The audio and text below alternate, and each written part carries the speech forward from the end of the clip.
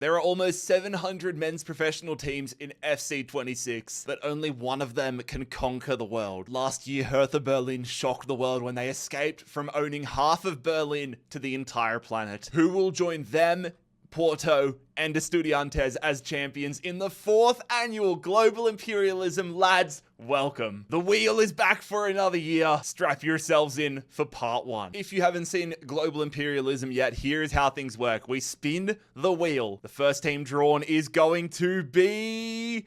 We're going to China, Zhejiang Pro. Zhejiang Pro will be heading south, which means Global Imperialism for FC26 begins with an upgrade. The claiming of an unclaimed territory means it is a +2 upgrade for this guy, Matrida. He looks half decent. He goes to a 77. Now, let's say Zhejiang had have gone north and have played Shanghai. The winner of that would have taken the highest rated player and any other players they'd picked up along the way. And fellas, there is going to be a new rule added to Imperialism this year, but I'm not letting you know it until it is activated. But it will be a game changer. We're heading to Germany, Freiburg head west. Or we're going to have our first matchup and also our first potential border crossing. Freiburg attacking Strasbourg and trying to get into France. This is an incredibly balanced game, both in the top flight of their respective leagues, both 4 stars. It's on a neutral ground. I'm doing that for the entire series here. It's too hard to get them into their actual territories, but Freiburg are going to get the first victory of Global Imperialism. Some firepower for their offense. It is Omega, the striker, joining Freiburg. And with that, ladies and gentlemen, we have our first elimination, our first successful imperialization, and our first border crossing. Strasbourg have been imperialized. We're going to be staying in Germany with Nuremberg. Nuremberg heading southeast. Okay, they're going to be attacking Ingolstadt. 2nd division versus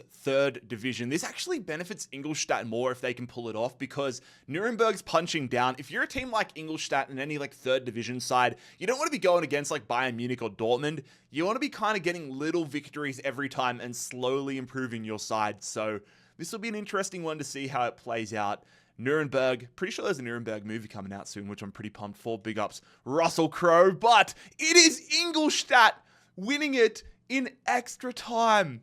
The punch up of Ingolstadt is going to happen here. They're going to get 73 rated Julian Justvan. That is a huge addition to them. And so Matthew Leckie's former side, the former Bundesliga outfit, trying to make a return to glory. A huge scalp for them early days as they imperialized Nuremberg. Already Germany with a decent little makeover. But lads, if you want to get this map for yourself and do imperialism for yourself to see who wins your own global imperialism, there will be a link in the description. I am, as always, selling this map. Selling it for the price of a coffee. So in theoretically, if you want to buy me a coffee, click the link in the description. I'm also throwing in the wheel this year. I got a lot of comments saying that people wanted the wheel. I'm doing that for you. I'm throwing a file to the wheel in the Patreon link. Just make sure you have Photoshop. You need Photoshop to be able to edit this. Next up, we're heading to Ireland with St. Pat's. St. Pat's heading southwest. And so we're going to get our all-Irish clash. Trying to get here out of Dublin. St. Pat's attacking Shamrock Rovers. I would absolutely froth if an Irish team was able to win Imperialism this year. I love the underdogs, man. I love the underdogs.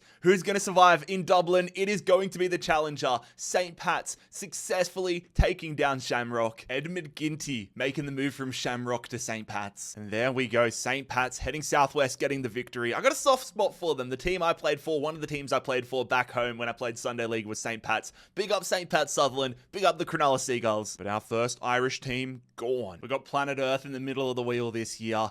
And first, next up is going to be a trip to Poland, Widzew Lodz. No juggernauts have been drawn yet. Widzew Lodz, though, heading east a little south. I do have a compass ready to pull out if I need to get some tight lines, but I know off the naked eye that that one is going to be Widzew Lodz attacking Radomiak. This is why I love Imperialism, because in what world would I ever care about this matchup? This is the one time that I actually care about Widzew Lodz versus Radomiak, and I have a vested interest. Who's going to win the Polish clash? It is a penalty shootout victory. Once again, the challenger getting the win. I'm noticing a pretty common theme. So the right midfielder, Grezik, I'm going to say, Jan Grezik, heading to Widzew Lodz. Radomiak falling into the category of teams, an early entry in the one and dones. Come on, I want a big dog. I want someone massive to get drawn here on the wheel. It is going to be Pisa. West, a little bit north. So they ride the southern coastline, this little coastline here in Italy. Pisa attacking this new side, Antella. This is a real banana peel game for Pisa. 2nd division Antella low second division as well, like new side in the game. They've got a dope logo, little devil man on it. I'm kind of pulling for Entella, I can't lie. Come on, Entella! Oh, we might have ourselves a little mascot for the episode, mascot for the video. I might have a soft spot for Entella. For the second time, we have a club punching up divisions and getting a victory. Calvin Stangs.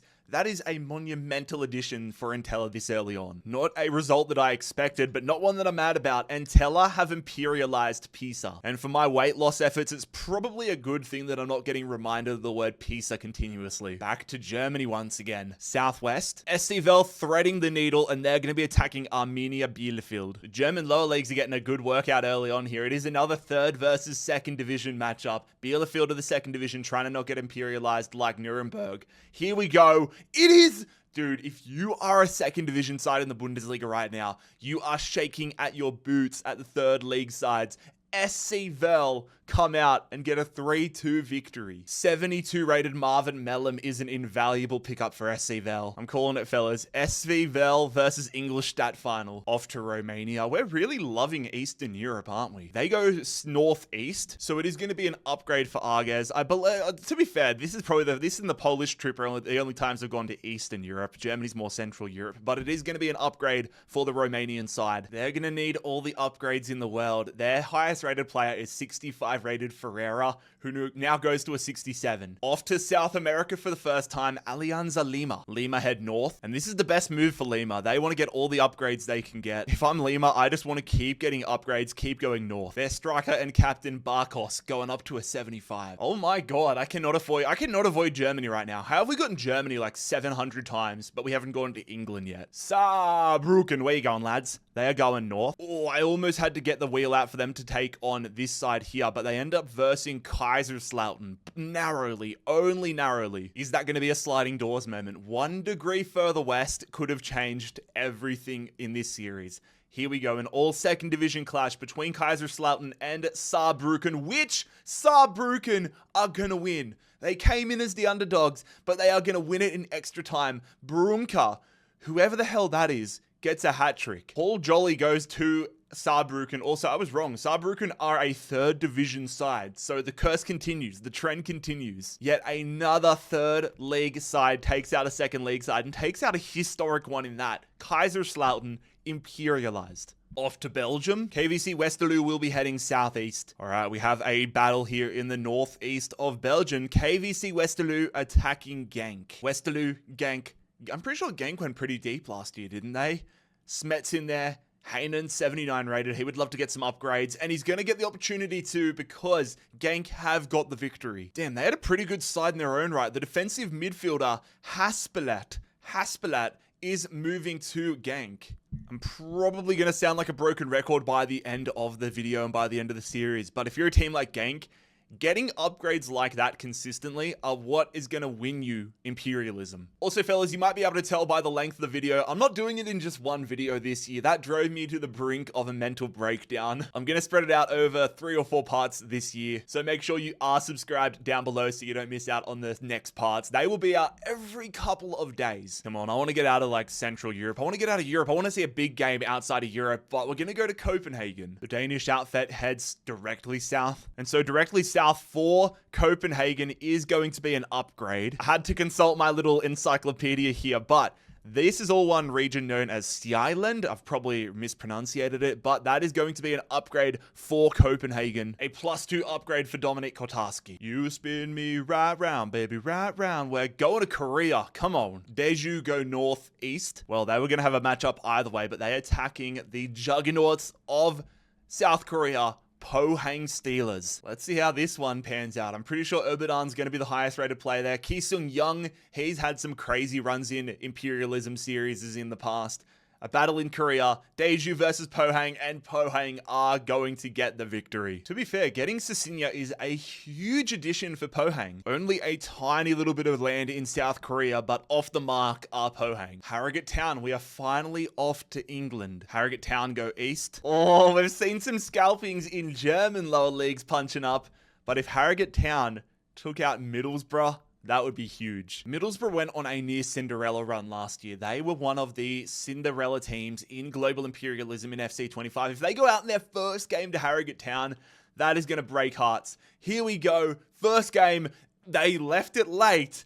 But Middlesbrough win a high-scoring 5-3 matchup. Strelic with 4 goals. You know, they get Bryn Morris, 64 rated, not going to help them. And I mean, this is actually the worst-case outcome for Middlesbrough because they get the victory over Harrogate Town. At this stage of England, there is not too many big areas. They've just made themselves a target now to teams like Blackburn, Burnley, Leeds. If things don't go their way, Man City could be very quickly up against them. You do not want to make yourself a target to the big dogs early on if you are not a big dog yourself. Royal Union St. Galois, Royal Union head east. God, they're hidden inside of Anderlecht here, but Royal Union St. Galois are attacking Leuven. Isn't it a crazy concept that one of these teams, they're going to have their first game and they're going to be the eventual winner?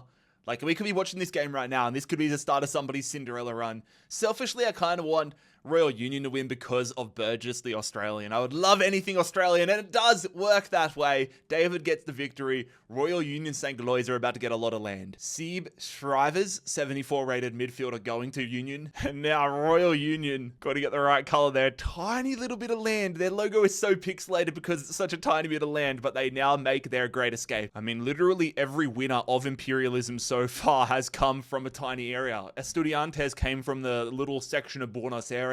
Porto, Berlin. That could be a trend. Oh my god, I need to fix up that logo. Off to the Netherlands, FC Utrecht. Northwest. Oh, okay, we're going to have our first battle of a potential juggernaut going down. Ajax, one of the top teams in the Netherlands, have been challenged against Utrecht. Will a new badge bring new luck for Ajax? Facing Utrecht here. A battle of some of the top-rated teams in the Netherlands will go Ajax's way. They absolutely demolished them 3-0. The great Sebastian Haller moves to Ajax. Ajax have made their break out of Amsterdam. Maybe this is going to be their year. Bradford City. Bradford City head west. I think I already know what this is going to be. Yep, I was right. This is going to mean a lot to some of you guys. Bradford City attacking Huddersfield. A League One Yorkshire clash. I can't believe the drop-off in Huddersfield that they're now in League One, but here we go. Bradford versus Huddersfield, and Bradford come from behind. Wow. Bradford, huge victory over Huddersfield. This is perfect for Bradford. They get a good upgrade in Jack Watmo. Although I will say the borders they now share aren't ideal. They now share a border with Blackburn and Manchester City. Off to Argentina for the first time. Northeast. So they will clip this bottom section of Central Cordoba. Hasn't been too many upgrades in this Imperialism so far. We're still early days, but I feel like we're getting a lot of matchups in high density areas. Regardless, here we go. First Argentinian matchup.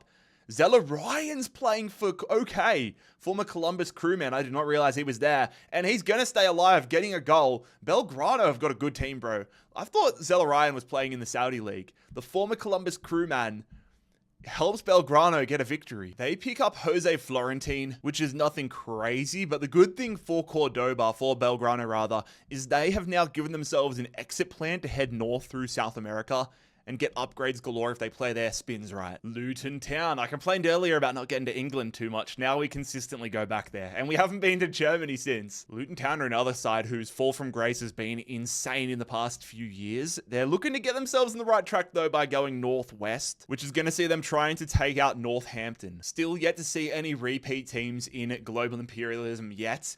It is Northampton. It's an all third division clash, which I couldn't believe myself saying like 2-3 years ago, but Northampton, Luton Town, and the Hatters will stay alive.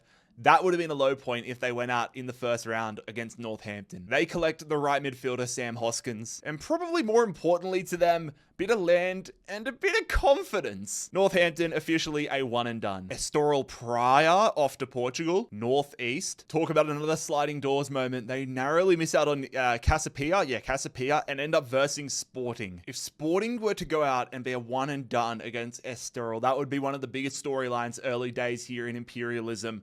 It's a solid side. Is it enough? It is not. Oh my god. Sporting have lost to Estoril Praia.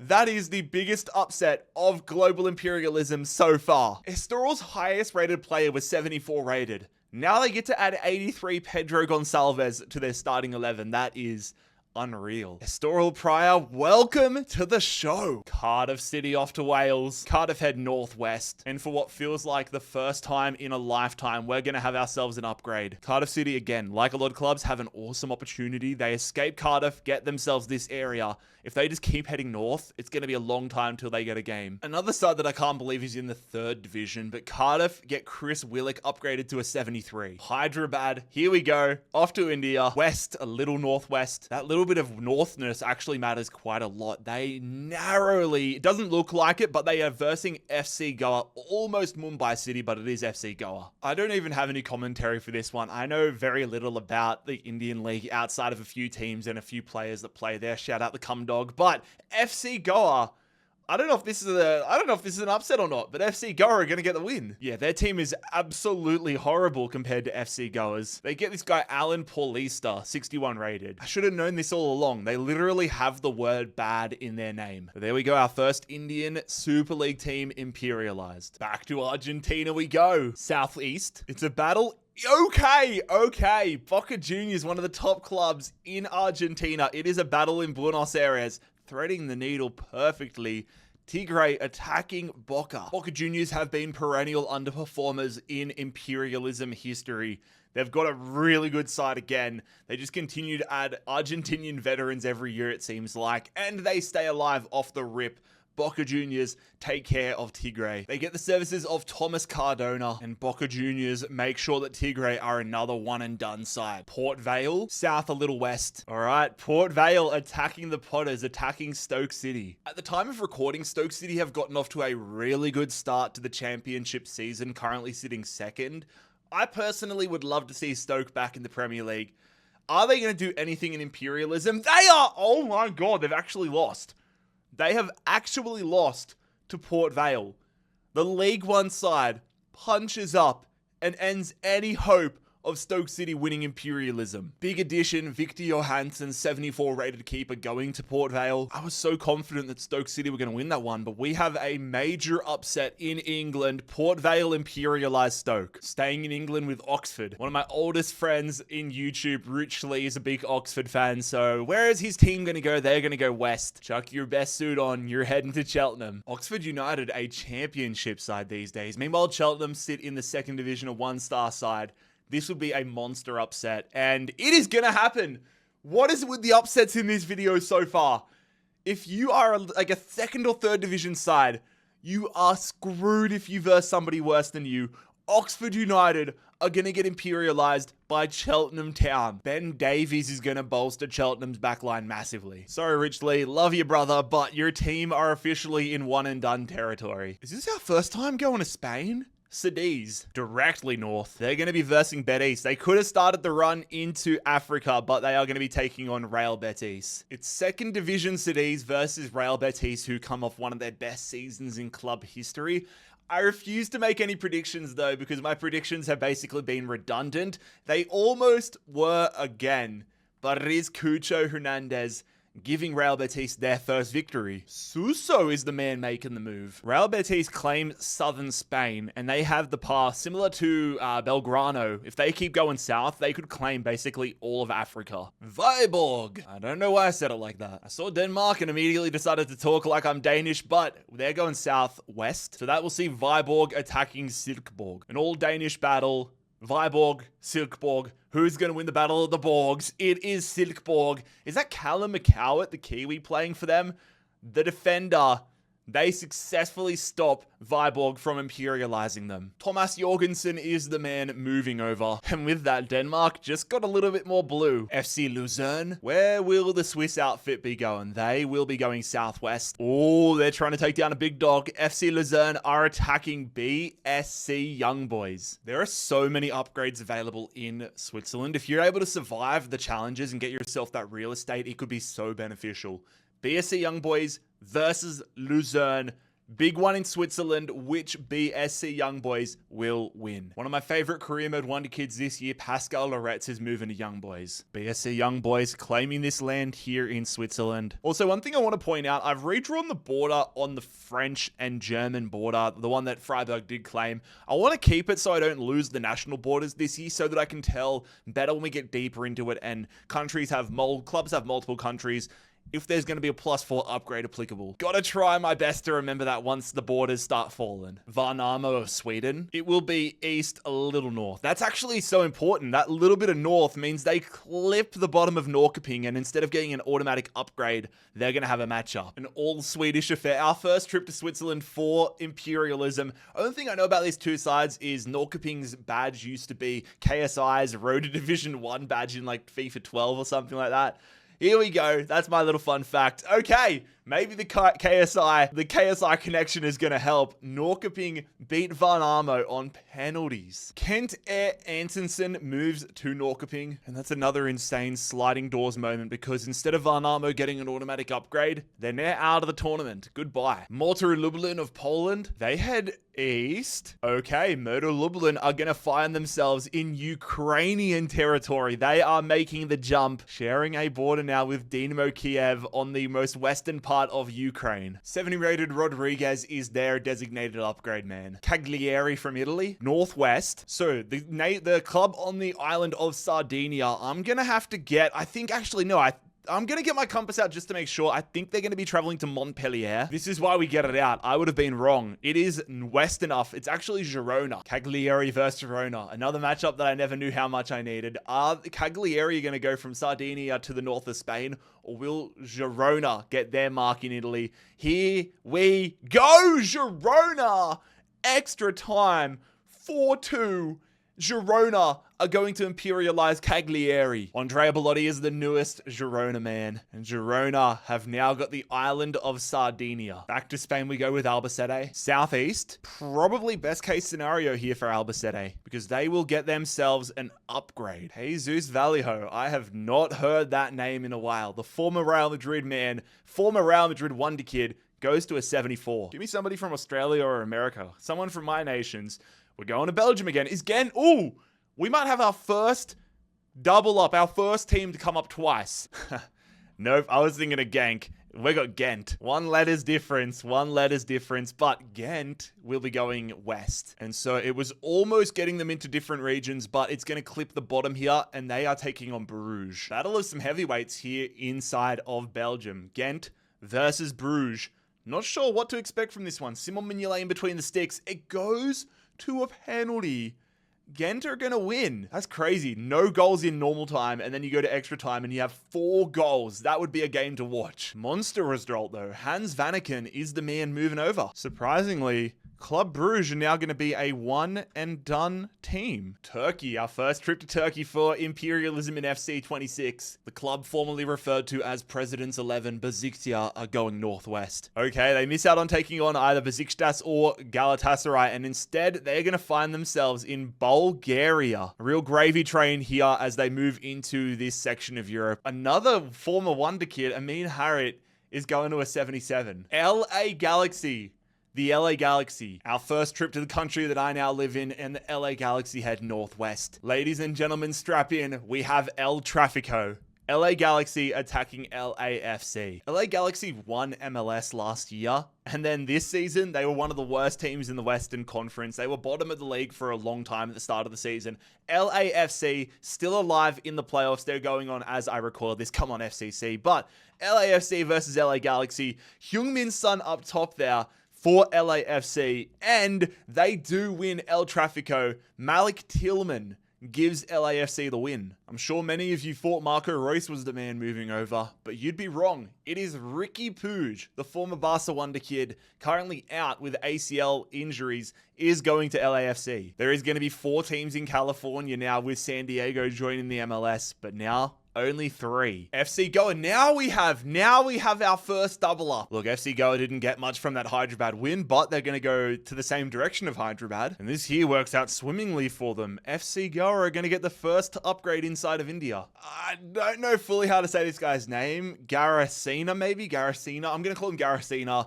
69 rated, goes to a 71. Cremonese, northeast. That will see Cremonese trying to take down Hellas Verona. Both teams in the Italian top flight. Jamie Vardy, bro, I forgot Jamie Vardy went to Cremonese.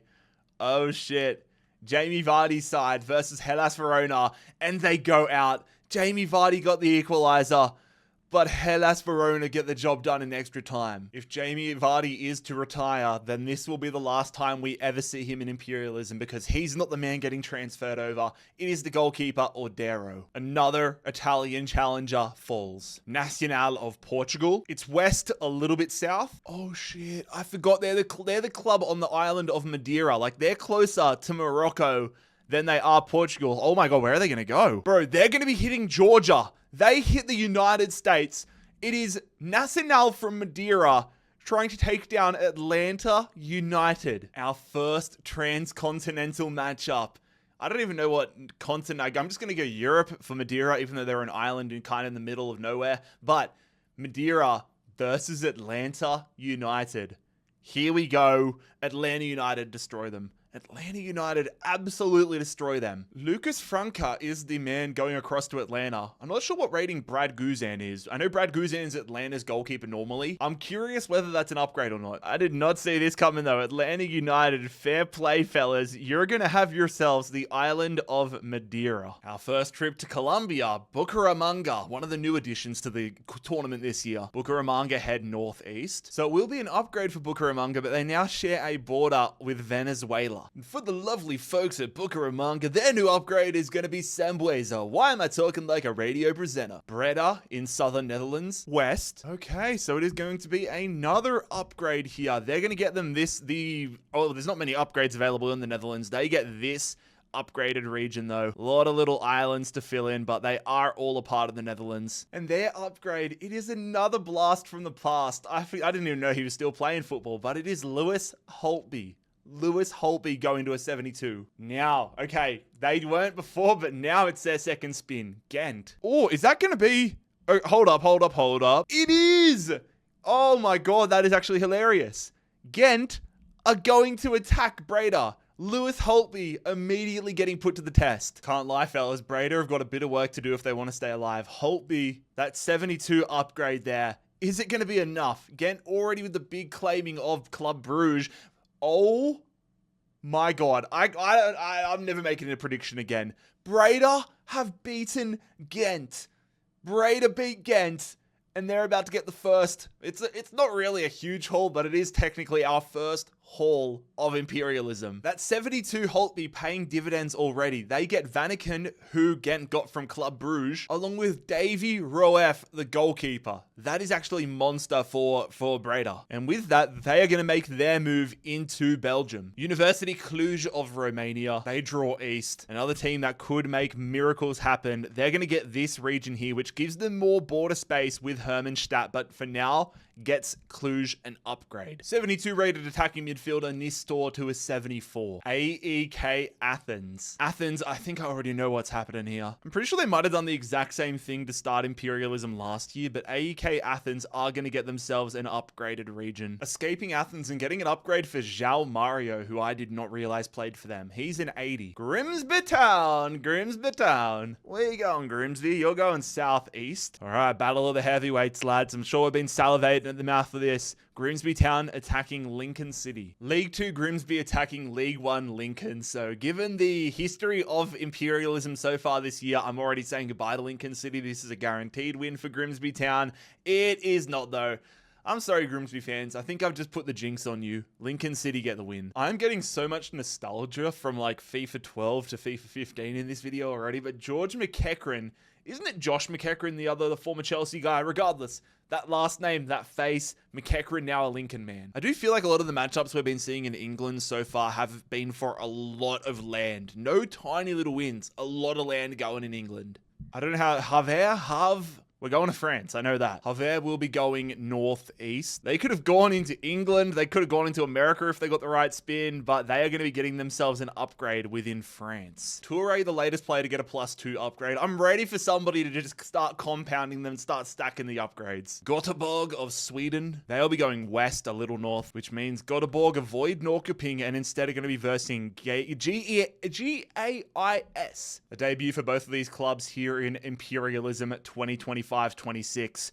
Who's going to move on? Who's going to be the latest one and done? Göteborg will be moving on. Lundgren will be taking his talents to Göteborg. And with GAIS's departure, another Swedish club falls. Staying in Sweden with Malmö. Malmö are going to look to go further north into Sweden. I was wondering if they were going to go take on like Hansa Rostock, but they're going to take on one of the new boys in the Swedish league this year. Malmö versus Osters. On paper, this should be like a 20-0 win for Malmö, but Imperialism doesn't work that way. It is a 4-2 win for Malmö instead. I was trying to hype the dialogue up for a shock Osters victory, but even that was a little too far-fetched. Malmö officially off the mark for Imperialism. What the fuck does the wheel love about Sweden right now? 3 in a row, Göteborg again. They're going east. Okay, we're going to have a battle of two teams that have wins, I think for the first time. Göteborg attacking Norrköping. Southern Sweden is getting cleaned out. Lut versus Lut. Lundgren in at the wing here for Göteborg. Norrköping have the new center midfielder in. Who's going to stay alive in a big Swedish clash? It is Göteborg, ladies and gentlemen. Lundgren scoring on his debut as well. Massive. It's going to be Nyman, the striker, along with Antonsen, who they picked up, going across to Göteborg. Well, that officially rules out the KSI connection theory. Göteborg imperializing Norrköping. Now get us the hell out of Sweden for a while. Oh, we almost ended up in Sweden again, but it's Haugesund in Norway. Haugesund traveling southeast. Okay, our first involvement, our first action in Norway is going to be an upgrade here for Haugesund. Congratulations, Bjorn Bak. You're now in the 70s. The Columbus Crew. Oh, boo. Are we going to have a Hell is Real derby and take on my favorite team, FC Cincinnati? We might. We might. We will. The Crew are going to attack FC Cincinnati. It is a Hell is Real derby. If you couldn't tell from the scarf in the background and watching my other videos, I am an FC Cincinnati fan. Now, this is contentious right now. In real life at the time of recording, this weekend, tomorrow, is the third leg in the playoffs against Columbus Crew. We lost on Sunday 4-0 to them and got our absolute ass handed. If we lose tomorrow night, I'm going to be in a really bad state of mind. And if we get imperialized by the Columbus Crew in this video, God help me, man, I am going to cry. FC Cincinnati with Evander, with Kevin Denke versus the Columbus Crew. It is a win! Brenner and Evander are going to score. That's a great omen for tomorrow night. Austin got a red card after Columbus took the lead. Denke, Evander, Brenner. I'm hoping for a goal from all of them in real life tomorrow night, but right now we are going to survive. FC Cincinnati collect the Columbus Crew captain and soon to be retiring legend Darlington Nagbe. And now FC Cincinnati have full control over Ohio. Welcome back. It's FC Andorra. Andorra head directly west. I just realized when I go like that, my camera's inverted. I'm pointing west on my end. So it would have been a +4 upgrade if somebody was to verse Andorra and beat them. But for now, Andorra is going to get themselves into Spain and get themselves an upgrade. Not a glamorous one. Imanol, the left back, he gets the upgrade. Stuttgart 2. Are we going to have a matchup between Stuttgart 2 and Stuttgart 1? I don't think so. We'll go find out though. No, they're actually going to try getting themselves into France though. They're attacking Freiburg. Imega joins the starting 11 of Freiburg. You can't see, but they look so much better. If they are, I would be shocked. This team is rubbish compared to Freiburg, but they don't win. I was getting ready to say, but they do the job anyways. It is complete domination from Freiburg, who are going to get their second win. And I think that makes them the first team to win 2 games in this series. No, of course, Göteborg. And when it comes to giving Freiburg this guy, it's merely because it's the rules. He is not getting anywhere near their starting lineup. Manchester City, the first juggernaut of global imperialism has been drawn. City, where will they be heading? They will be heading southeast. I mean, around them, all they have is banana peels basically for now, but they're going to be just missing out on Chesterfield and instead are going to be attacking Wigan Athletic. Look, I've got nothing at all against Manchester City, but I don't want them winning global imperialism. The fact they have so many banana peel games around them is beautiful. They're going to have to surely slip up at some point. Man City versus Wigan.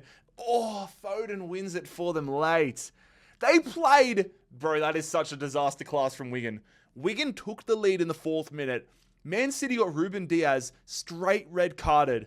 And City somehow come back and won it. That is upsetting. Another formality transfer as Oliver Cooper joins Man City. And Man City have their first victory of global imperialism. Lubin from Poland. For how few Polish teams there are, they're getting a good workout in this series so far. They're going to be going northwest. So for Lubin, that is going to be an upgrade. Almost Dinamo Dresden, but they get an upgrade in this area. Their striker, who looks like a man mountain, goes up to a 70. Borussia Dortmund. Here we go. We had a lot of teams from Germany, but this is the biggest so far. Where will Dortmund be heading? They're going to be going west. Derby day for Borussia Dortmund as they attack Schalke. Imagine the scenes if Dortmund went out to Schalke. Bragging rights on the line here. How is this one going to end? In Germany, it is a Julian Brandt winner.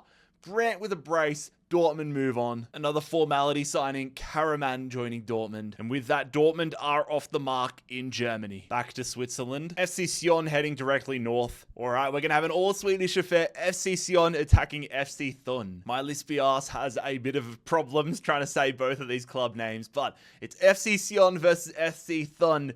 Here we go, an all-Swiss affair rather, which FC Thun is going to win. They defend territory and are going to imperialize FC Sion. Elias Shuref is going to FC Thun. The numbers starting to thin out here in Switzerland. Shrewsbury Town. For Shrewsbury, their debut is going to see them heading northwest. It was almost northwest enough to see them take on Wrexham, but instead it is going to be an upgrade. Shrewsbury getting the largest bit of land available in Wales. And subsequently, a pretty much a well-needed upgrade for Klukas. Sparta Praha. They're either going to get an upgrade or a matchup with Sparta, Slavia Praha. They're going north. I'm actually not sure what that is. Okay, it is going to be an upgrade here in Prague. Slavia are going to get themselves an upgrade and now completely surround Slavia. If Slavia get drawn, we don't even need to do the wheel at this point. What the hell? I'm going to the men's rest of world. Look at one of the teams available, Zlatan FC, and it is only Zlatan Ibrahimovic's. Bro, I should put them in Sweden or something. If Malmo goes out, I might have to put Zlatan FC in. But for the second straight year, I believe he got himself pretty high last year. Haraslin goes up to an 80. Angers, back to France we go. Angers going north a little east. So we're going to have a matchup here in France. Angers trying to imperialize Stade Lavallois. A Ligue 1 side challenging a second division side. Angers, you might have set yourselves up for failure here. Let's see how it pans out. They do! Oh no! The jinx is real.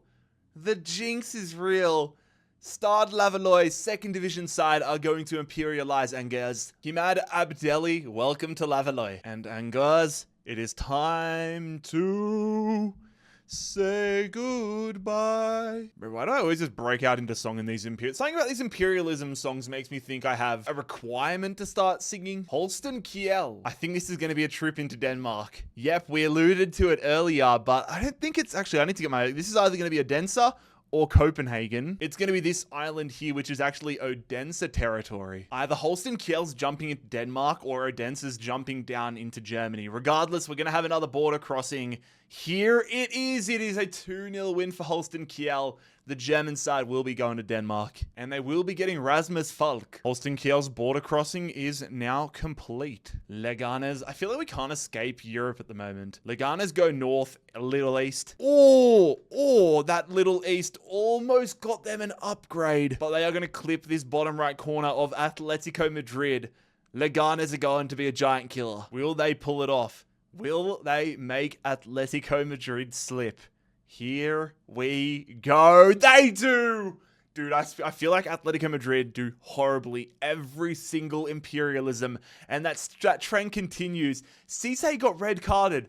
Leganes played almost an hour, over an hour of football, a man down, and still smash and grab, get the victory over Madrid and imperialize them. Jan Oblak is now a Leganes player. Football in Madrid just got a little bit more interesting. Udinese go directly east. I think that's going to have them leaving Italy. Correct! That's going to have Udinese going into Slovenia. Their designated upgrade man is going to be the French defender Soleil. Hull City, the Tigers. Going to be a northern spin for Hull. I think this means Middlesbrough. Yep, confirmed. Hull City will be attacking Middlesbrough. Let's see if that Harrogate Town victory works out for Middlesbrough or not. They get that guy who doesn't even make their bench, and they get imperialized. Of course they do. Of course they do.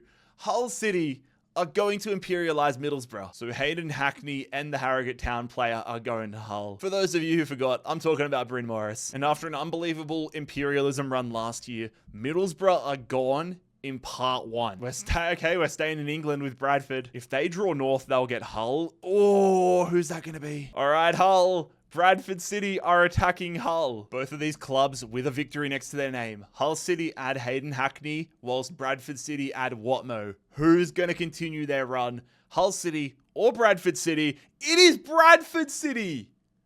Oh, okay.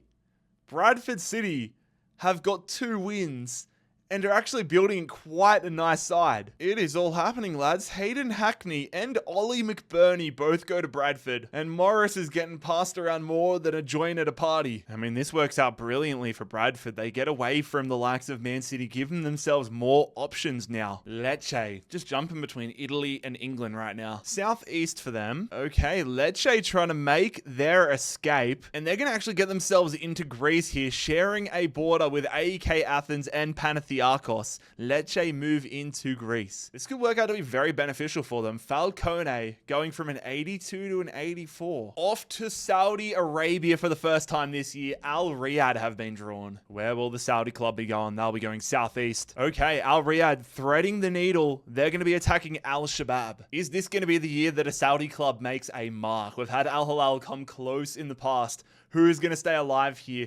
Adli and Carrasco. This is a good team. That's the thing about these Saudi clubs. They could easily do something because they have so many superstars. Al Shabab, via Carrasco's 84th minute goal, are going to get this victory. Milan Borjan is moving across to be Al Shabab's new goalkeeper, whilst Al Riyadh go down in the books as being the first Saudi club imperialized this year. God, we are loving the Nordic countries. Bryn FK. Bryn heading southeast. So we're going to have a southern Norwegian affair here. Bryn FK attacking, is this Christensen? Yeah, Christensen. Both clubs 1.5 star. Both clubs a lot of work to do if they want to make an impact in imperialism. One of them is going to be a one and done side. It will be Christensen, who are imperialized. An extra time victory there for Thorns. Well, by Thorns rather, for Bryn. Nice addition here, 67 rated Endure going across to Bryn. The challenger successful, Christensen imperialized. Doncaster Rovers. Where will you be going, Doncaster? They're going directly north, so Doncaster will be attacking Leeds United. A battle between Premier League and League One. This would be massive if Doncaster were able to successfully imperialize Leeds United. Here we go. Leeds are imperialized. They dominate them statistically. But Doncaster are going to win this one. 3 shots, 3 goals. Doncaster Rovers take a bow. The Brazilian Lucas Perry, now a Doncaster player. We have had so many of these medium tier upsets. It's not like Doncaster beat Manchester City, but to take down a Premier League side is monster. Staying in England with Walsall. Walsall heading northeast. Okay, they are threading the needle here. Walsall attacking Birmingham City. These thick borders helping them from stopping them getting 2 Premier League clubs. Another battle in the English Midlands. If Walsall pulled this off, this would be another medium tier upset. Walsall versus 2nd Division Birmingham, but there is no upset this time. Jay Stansfield and Doyle are going to help Birmingham demolish Walsall. The Aussie, Jake Holman, didn't even realize he was playing for Walsall, but Jake Holman now goes to Birmingham, and Birmingham have claimed their first bit of territory here in the Midlands. Silkeborg, east a little bit south. Okay, Silkeborg are going to be attacking Aarhus. Silkeborg already with a win next to their name. Jorgensen joins their midfield, but will it be enough to get past one of the top teams in Denmark, Aarhus? Let's find out. This Danish clash ends in a 4-0 win. Holy hell. Aarhus, They played with a man down Silkeborg. That is impressive. Silkeborg with their second victory. Gift Links is now going to help Silkeborg out massively. Teams are dropping like flies right now in Denmark. Only a handful of them left. Is Denmark going to be the first country to fall? Heading to Eibar here in Spain. West a little south. That little bit south actually matters massively for Eibar. Instead of facing Bilbao, they are going to be attacking Alaves. If you're Eibar, this is probably a great draw for you. You're a second division side. You're punching up to the top flight, but not by much. Only half a star between these sides, but some big players on the line. It is not going to happen though. Eibar had the lead. Their hearts broken at the death via Denis Suarez. Peru?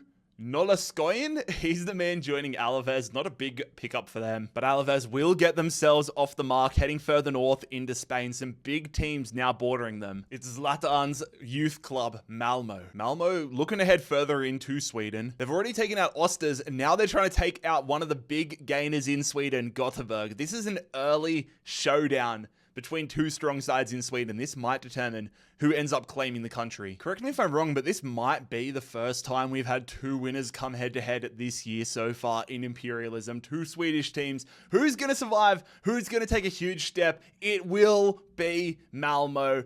A comfortable victory for the club. This might be the biggest haul yet for Malmo. They're going to get 4 players. They're going to get Lundgren, Nyman, Heinz, and Antonsen. Malmo climbing further north. A lot of work still to do here in Sweden, but they climb further north and imperialize Göteborg. Right back to England with one of the oldest, I think actually the oldest club in the top 4 leagues, Notts County. Notts County going south. All right, they're trying to take out a former Premier League champion. Notts County attacking Leicester. Another case where there is 2 divisions between opponents. Leicester City have not been doing too well in the championship this year, but can they get past a hurdle here in Notts County? They do.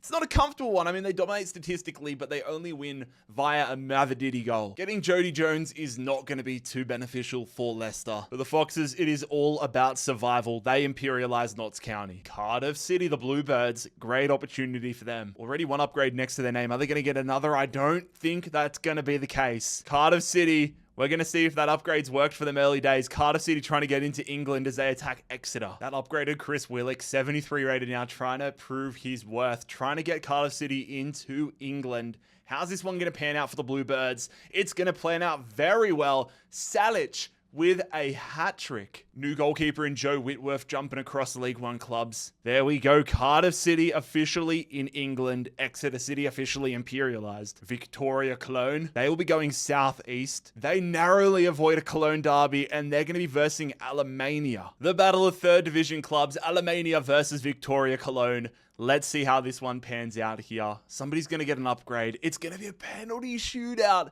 Victoria Cologne have lost this one. Alemannia get the victory.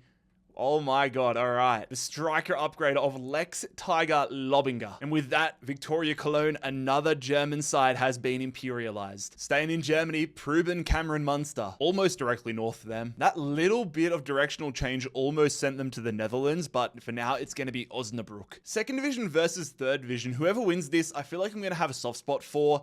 Preben Munster has a dope logo with that eagle, but the purple of VfL Osnabrück is just so nice. Lights up so many different parts of my brain. How does this one pan out? It is the 3rd division Osnabrück. We've had so many games being decided lately, going to extra time and penalties. Osnabrück are going to win this one. Wow, it is the former Western Sydney Wanderers midfielder, Jorrit Hendricks. I forgot this guy played for my club. He played for the Western Sydney Wanderers, and now he plays for Osnabrück. Viva la Purple! We get a little more color into the map. That's never a bad thing. FC Lugano. We have stayed in Europe for a long time lately. Lugano, I think that's going to send them into Italy. Yep, that's not just going to send them into Italy. That's going to send them to the belly of the beast as they hit Milan. We're going to have a border crossing. We might have a massive upset. AC Milan versus Lugano. AC Milan would be... Why do they have Bardasagi as their default left midfielder in this game? That's crazy by the game. Holy hell! Oh my god. AC Milan have won it on a penalty shootout. Luka Modric, a hero in gameplay, but it is going to be AC Milan advancing and into Switzerland by the skin of their teeth. Dude, I thought Milan were going to put Lugano through the cleaners, but fair play to Lugano. They put up a fight. They go down swinging, but ultimately they're out of here. Nice little reality switch for Ronaldo Stefan. He gets to now join AC Milan and gets to be a serious contender in this series. Back up to Norway for what feels like the billionth time. Sarpsborg heads south. Okay, we are going to have another border crossing. Sarpsborg trying to get into Sweden as they face BK Häcken. Now that we're starting to get teams border crossing more consistently is where it gets fun. Once you get teams continent crossing and having spots in multiple continents, that's when Imperialism is really at its best. But here we go, a battle of Norway and Sweden, which Sweden wins. BK Häcken defend territory. It's not too crazy of an upgrade, a 68 rated left back, but this does open up a whole host of possibilities for BK Häcken as they cross the border into Norway. Luton Town, directly north. Oh, that is going to get them an upgrade. Luton Town narrowly miss out on a matchup with Leicester. Luton are going to get an upgrade of this tiny little region here. Their defensive midfielder, Saville, is the upgrade player. Up now to a 73. Brookbet of Poland. Brookbet goes south. This is probably a great thing for them. They're going to get themselves into Slovakia. Brookbet, a new addition to FC26, get themselves into Slovakia. These Polish teams want to go anywhere but Poland. Their centre-back, Mosera, is the designated upgrade man, now to a 70. FC Copenhagen. Copenhagen go south. Copenhagen are trying to get themselves into Germany. They're attacking Hansa Rostock. This right here is almost a necessary evil for Copenhagen. They've got a pretty good side, one of the best, if not the best in Denmark. They've got an upgrade to Katarski, but they're versing a significantly weaker side in Hansa Rostock. Hansa Rostock presents a huge banana peel game, but if Copenhagen can get themselves into Germany, it opens themselves up to a lot more opportunity for really good players to come and pick up. And, oh, they do it late. Mukoko does it late there for Copenhagen. They survive the banana peel only just. It's a minor addition to their reserves, but Copenhagen has successfully pulled off a border jump from Denmark into Germany. Off to Belgium with Anderlecht. Boys, we don't even need to spin. Anderlecht completely surrounded by Royal Union. I mean, Royal Union already have a win next to their name. They've got Shrivers into the starting 11. They're building a pretty good side. Like on paper, this is actually a really good side here for Royal Union. Anderlecht, no! Oh my God, Anderlecht are a good side. But the upgrade, the player they pick up, has worked wonders. Shrivers with an extra time brace. He gets a hat trick in the game. Anderlecht go out in what looks like an insane Belgian clash. Colin Koosmans is the guy making the move from Anderlecht to Union Saint-Gilloise. And with 2 victories, Union Saint-Gilloise have got a big, significant overall-wise part of Belgium. Not by landmass, but by teams eliminated. Not going to be going too far. It's NEC Nijmegen. Almost directly east. Oh, that's actually important.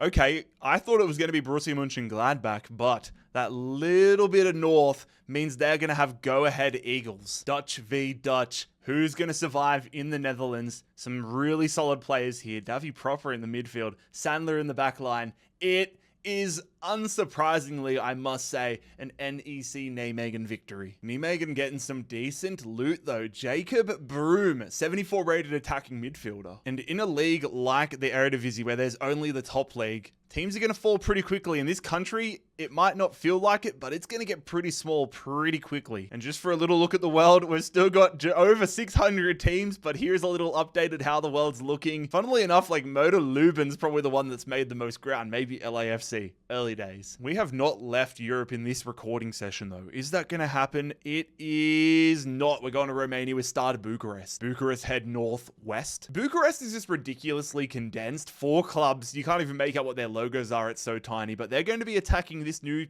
side, Metaloglobus. They're 1-star rated. They're the new addition to Romania this year. Their name sounds like some sort of evil corporation in a Disney movie. Like if I'm watching the new Invincibles movie, or rather Incredibles movie, and I see Metaloglobus, I'm going to be like, yeah, that's absolutely terrifying. Can they terrify Start Bucharest and shake up Romanian football? They will. Oh my God. They do. Metaloglobus is literally on a path for world domination. This is quite literally a game changer for all of the Romanian clubs, not just Metaloglobus. Start Bucharest, in what should have been a routine victory for them, have been imperialized in their first matchup to Metaloglobus. Hey, we're leaving Europe for the first time today. off to Belgrano in Argentina. Where are you going, Belgrano? Belgrano are going southwest. Of course it's going to be an upgrade. Of course. This is the smart thing if you're Belgrano. They're actually going to just clip the bottom of this region here. So the Argentinian side will get an upgrade. And it will be that man, Luca Zelarayan, former Columbus Crew player. 81 rated now. Right back to Norway, bro.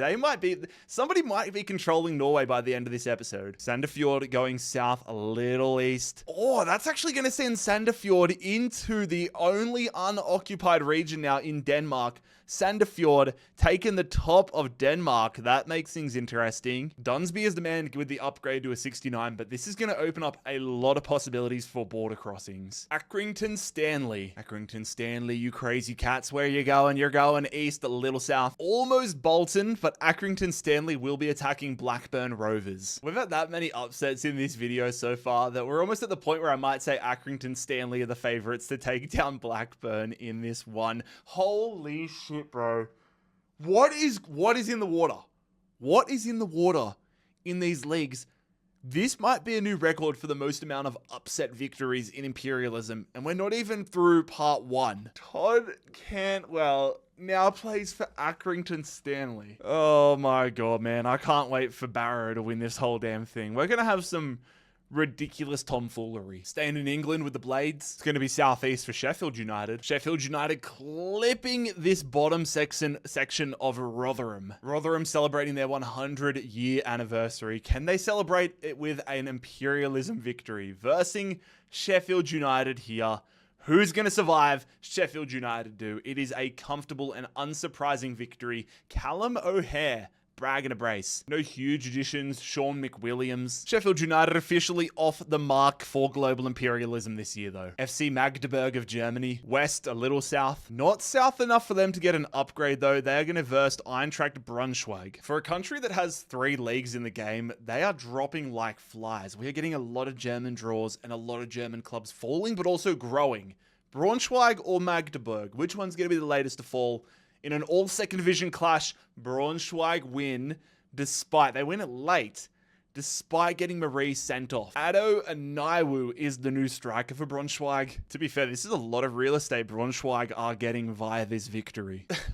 We are staying in Germany again with Mainz, who will be traveling to the west. Mainz taking on a team that's won a matchup so far. Mainz attacking Saarbrücken. Bundesliga versus 3rd division, a tale as old as time. We haven't seen Saarbrücken since early on where they got jolly. Is it going to help them? No, it is not. It's a rarity. It's a rarity that a Bundesliga side has beaten a 3rd division side. Jolly and Menzel will become Mainz players. And this, ladies and gentlemen, is where we bid farewell to Saarbrücken, who have been officially imperialized. Fucking hell, I cannot leave Germany right now. It's Paderborn. Paderborn are up. North. Oh, that little bit of west actually almost got them Braunschweig, but instead it is SC Verl. Melem joins the SC Verl side after that Schalke victory. This is actually quite big it's big because it's sudden death elimination, but if Vel could string another win against a 2nd division side, they're going to get so good. Look at them. SC Vel have beaten and punched up twice now.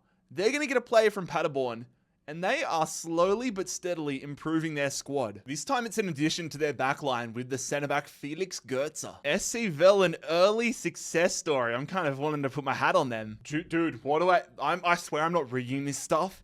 How are we staying in Germany? Havelse heads southeast. Well. SC Vel. This is time to test you again. TSV Havelse attacking SCV Verl. Felix Goetze immediately put to the test for SC Verl. Can this Cinderella story continue? They're versing a fellow 3rd division side, which is probably where they're going to stuff up. It is! Oh my god, Havelse have won it on a penalty shootout. Just as the SC Verl storyline was starting to get built up, it is immediately cut down, and that is the beauty of imperialism.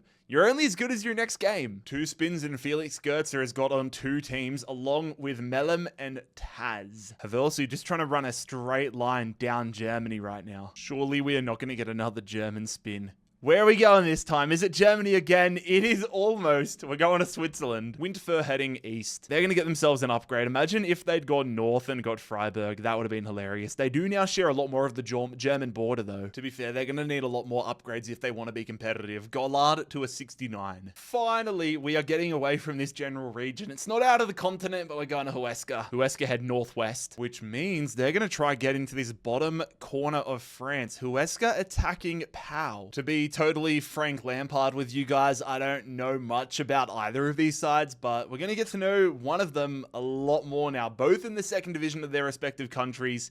This Pau side does not look good, if I'm being honest. I don't know what this Huesca one looks like in comparison.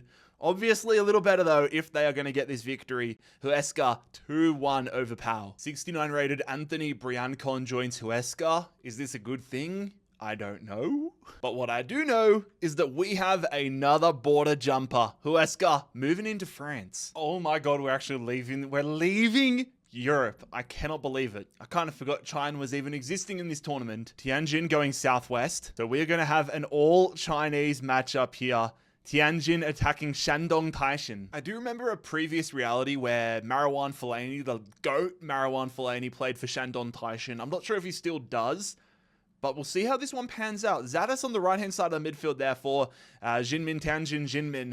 But Shandong are going to win this one on a penalty shootout. Vako gets a goal in the 69th minute, and we're going to have a team fall in China. I'm telling you, there's a few good players floating around the Chinese league. One of these days, a Chinese team is going to make it really deep if they can get almost like a Chinese Super League super team. I will say, though, it is a shame that Jinmin are getting imperialized because their logo, their badge, is pretty damn dope. Back to Romania we go. Slobozia going east. So Slobozia narrowly miss out on an upgrade. A little more south they would have got there, but they're going to have Ferul Constanta. It would actually be insane if a Romanian team managed to win global imperialism.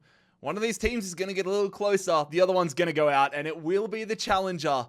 Unire Slobozia have been imperialized. Christ Afalna, the new attacking midfielder. If I'm one of these teams that's like surrounding Romania, I want to get in here as quickly as possible. There aren't that many insane teams, but look how many upgrades are still around. We're staying. Is Romania going to become the new Germany? Hermannstadt heading east. And so it's going to be another matchup. These teams are allergic to getting upgrades. Hermannstadt attacking Arges. Let's not forget, however, the striker for Arges, Ferreira, is upgraded to a 67. So the upgrade is on the line. Let's see how this one pans out in Romania. It is not going to... The upgrade doesn't work for them.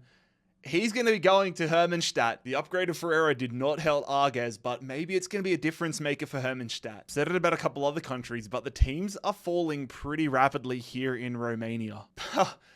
Oh, this is getting hilarious. We joke about Romania becoming the new Germany, and now we just head right back to Germany. VfL Bochum heading east. So, they miss out on a matchup with Dortmund, but they're taking on TSV Havelse. Havelse are going to have to punch up massively, but can their new look squad continue the legend of SC Vel?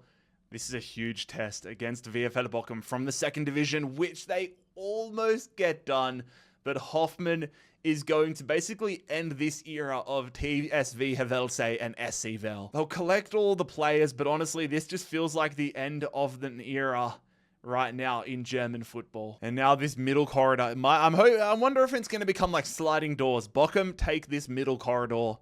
Curious to see how it evolves. Off to Ecuador. That took me a second to realize. Mushuk Runa of Ecuador. One of the new teams in the game this year. Where are they going? They're going northeast. It was going to be an upgrade for them regardless, but it is going to now make them share a border with two of their northern neighbors in Ecuador. Mushuk Runa getting an upgrade. Congratulations, Verges. You are now 72 rated. Brondby, right back to Denmark. Brondby traveling east. Okay, Brondby trying to fight their way out here. They're attacking Copenhagen. Brondby have got some decent players. I remember Was went up to an absolute beast in a previous Imperialism, but Copenhagen's team is unreal. They got German territory now. This would be huge if they were to get eliminated, which they do not. Copenhagen's run will continue with a decisive win over Brondby. Mikhail Gregorich, that's a really nice addition there for Copenhagen.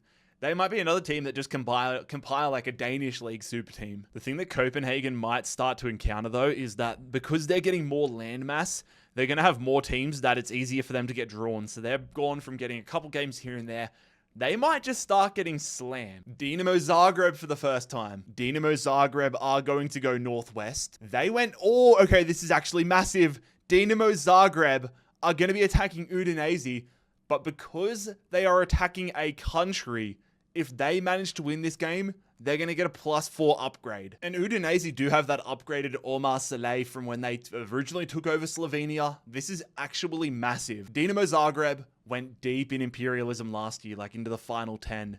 Their team is a lot weaker than what I remember last year. I remember like 99 players everywhere last time I looked at Dinamo Zagreb, but it's not going to happen this year.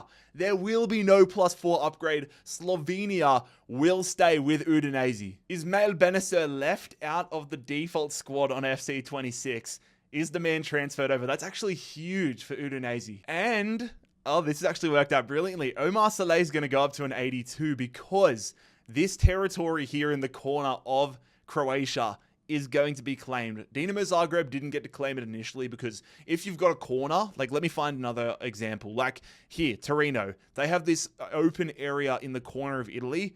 You don't just automatically get given that as like a God-given right. You have to earn it. So if Torino win a game, whether that's against Grenoble, whether that's against AC Milan, wherever, they will get that area. Just like Dinamo Zagreb had to win this area, just like Hajduk Split have to win this area. This now goes to Udinese, who get Omar Saleh up to an 82. Back to China, Wuhan, 3 towns. Wuhan will be going northeast. Okay, they're gonna have, that's not very good for them. They had a lot of opportunities for upgrades, but instead they're taking on Henan. Couple of decent players looking in this Henan side. Nazario, 75 rated. I'm curious to see how this one pans out. Chinese Super League clash, which goes the way of Henan.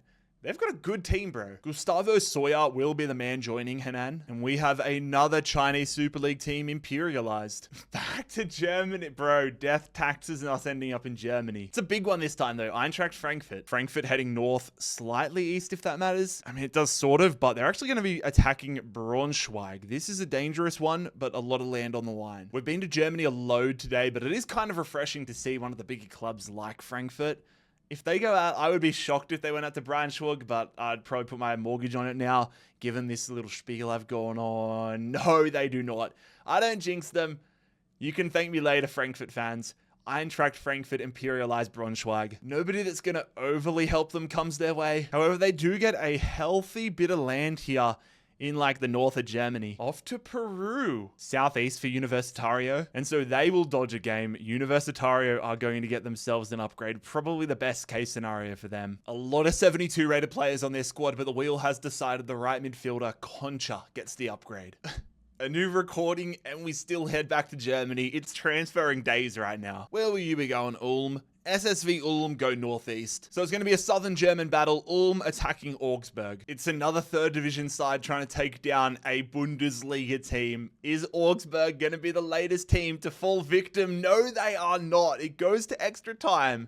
But Koma ends up getting Augsburg a victory. Johannes Reichardt, the man moving across. But for Augsburg, this is more of a banana peel that they have not slipped on. Entella, we've seen these guys before. Entella, the lads with the little devil logo will be heading east, a little south. That little bit of south actually matters quite a lot as they thread the needle here, and they're going to be versing Carraresi Calcio. Entella already with a massive win next to their name. They added Calvin Stangs, 76 rated. So are they going to be able to continue this run of form here in Imperialism? No, they are not. They come, they make a huge Imperialism, they make a huge victory, and then immediately get eliminated themselves. I feel like Calvin Stangs is just going to be one of those players that gets passed around the Italian clubs. He moves along with this midfielder, Ahmed Benali. Goodbye to the little devil man. You've been imperialized. This coastal part of Italy is like a revolving door right now. We're heading to the United States for the first time in a long time. It is the New York Red Bulls. We've had one of last year's MLS Cup finalists. The champions get eliminated. Are New York Red Bulls going to join LA Galaxy? It was almost going to be an upgrade. They were trying to move further into New England, but they're going to have a Derby Day matchup, the Battle of New York. The New York Red Bulls are attacking New York City FC. The battle for New York is about to begin. Emil Forsberg, Choupo-Moting's New York Red Bulls versus New York City FC, who are, at the time of recording, still alive in the MLS playoffs in real life that they are not alive in this tournament. The New York Red Bulls are going to win. NYCFC fans, look away right now. Nicolas Fernandez is the man making the move across to Jersey. It's going to be the Red Bulls taking out the Citigroup's New York City FC side, winning the Hudson River Derby. Manchester United, we have got ourselves a juggernaut, ladies and gentlemen. We have had not too many of the big clubs getting drawn. Manchester United will be going northeast. I've had to get the little compass out. I thought it was going to be Oldham at first, but it's actually Manchester United only just attacking Accrington Stanley. Accrington Stanley have already taken out one former Premier League winner in Blackburn, but Man United is another step up. Todd Cantwell, he needs to do some heavy lifting here for Accrington Stanley. Oh my God. They actually send them to extra time. They draw in regulation, but then in the 91st minute, Brian Mbeumo is going to keep Manchester United alive. If they would have lost here, this would have been the most Man United thing ever. But ultimately, they didn't. So Todd Cantwell now goes to Man United with the illustrious Charlie Brown, 62 rated. And with that, ladies and gentlemen, Manchester United have officially entered Imperialism for this year. Colombia Athletic Nacional, welcome back to the game. Nacional will be heading southwest, which means they're going to get themselves an upgrade, but they now share a border with Panama. There is a path for Athletic Nacional to get themselves up through Central America. And for Nacional, it is the legendary David Ospina. He's going to get himself an upgrade to a 78. Back to Denmark with FC Midtjylland. Midtjylland are going to go northwest. I am curious to where this ends up. All right, so I'm zoomed out quite a lot. Some of you guys might be able to tell what this is. Where my arrow is here is where Midtjylland is. They narrowly missed out with a matchup here with the bottom of Norway. They actually threaded the needle and hit the top of Greenland. FC Midtjylland, ladies and gentlemen, are going to claim Greenland. That is hilarious. Eventually, this might lead to a pretty easy path for Midtjylland to get themselves through Canada and North America. But for now, it's a +2 upgrade for the former Bournemouth midfielder Patrick Billing, or Philip Billing rather. Montreal.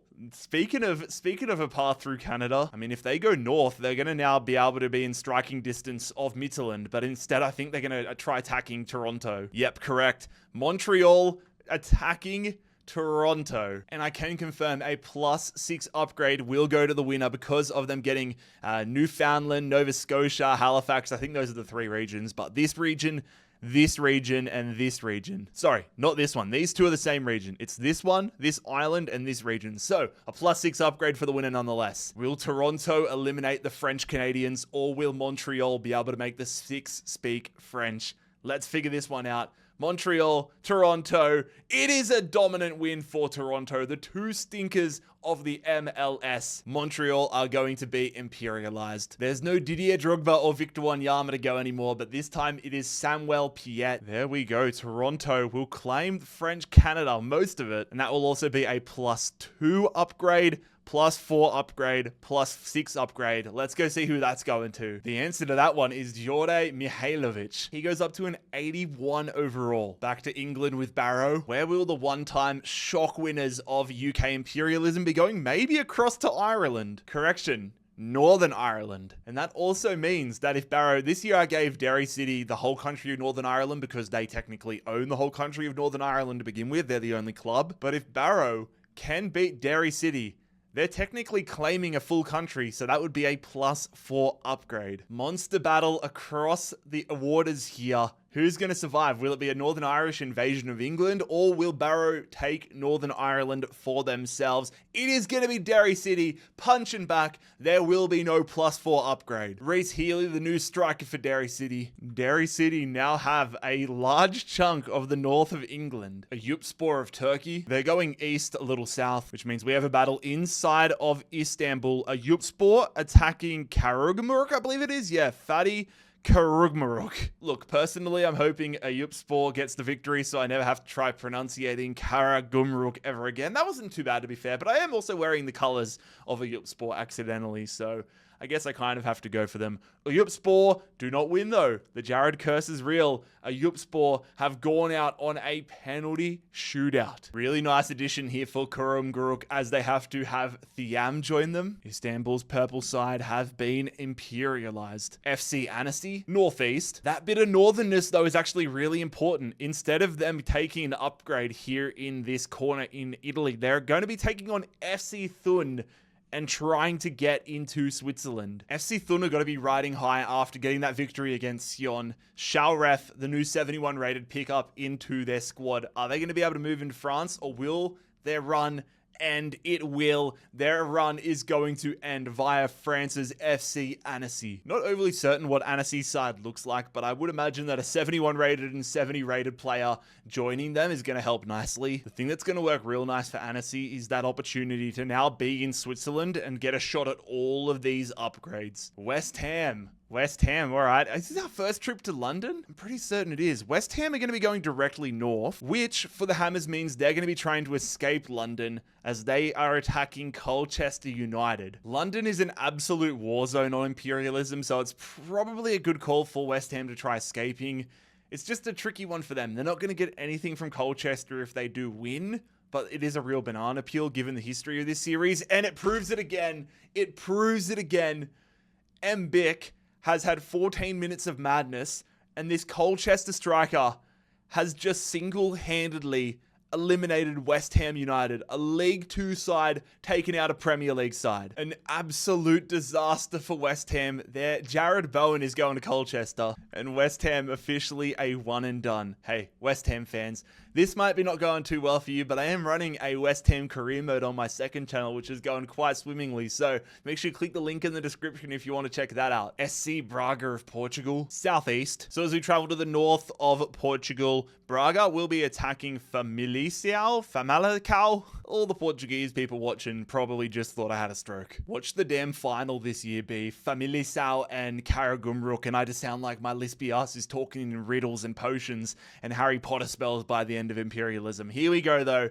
Selfishly, I'm saying come on Braga. Come on Braga. 2-0. That's one less team I have to stutter over. Justin De Haas moving to Braga. And with that, we officially have movement in Portugal's north. Braga sharing a border with the former winners from 2 years ago, Porto. Aldosivi of Argentina have been drawn. Where will you be going, Aldosivi? They're going to be going south. Oh shit, lads. Aldosivi will be attacking the first ever champions of Imperialism, Estudiantes, and this is where our new rule that I hinted at right at the start of the video comes into play. They have activated the winner's wildcard. A new rule that I have implemented is if a team is successfully able to imperialize a former winner of Imperialism, their lowest rated player, not their highest rated player, their lowest rated player on the squad automatically goes up to a 99. This is a game-changing wildcard. Let's see if Aldosivi are the first recipients of it. Only 3 winners wildcards are on the map. You have to beat either Estudiantes, FC Porto, or Hertha Berlin to activate it. Will Aldosivi be the first team to do that? They will not. The former champions, Estudiantes, get their campaign off to it with a victory. 72 rated Justo Gianni makes the move to Estudiantes. And now that you guys know that the winner's wildcard is on the table, that's going to make big game. That's going to make some pretty normal matchups seem absolutely massive. Corona Travis Kelce up for the first time this year. Corona Kelce will be going southwest. Okay, they're going to be threading the needle here. Corona Kelce attacking Cracovia. Poland on Poland here. Who's going to survive in this one? Teams falling like flies in Poland. And it is Corona Kelce, the challenger, successfully imperializing Cracovia. This is the name that I actually recognize. Matthias Klitsch. I didn't realize that he had left the MLS and gone back to Poland, but he's now a Corona Kelce player. There we go. Corona Kelce following Brookbet's move and trying to head further south. AC Milan. A juggernaut has been drawn, ladies and gentlemen. Are AC Milan going to be able to continue going into Switzerland? No, they will not. We might have a Milan derby. We will. Not far west enough to trigger a matchup with Torino.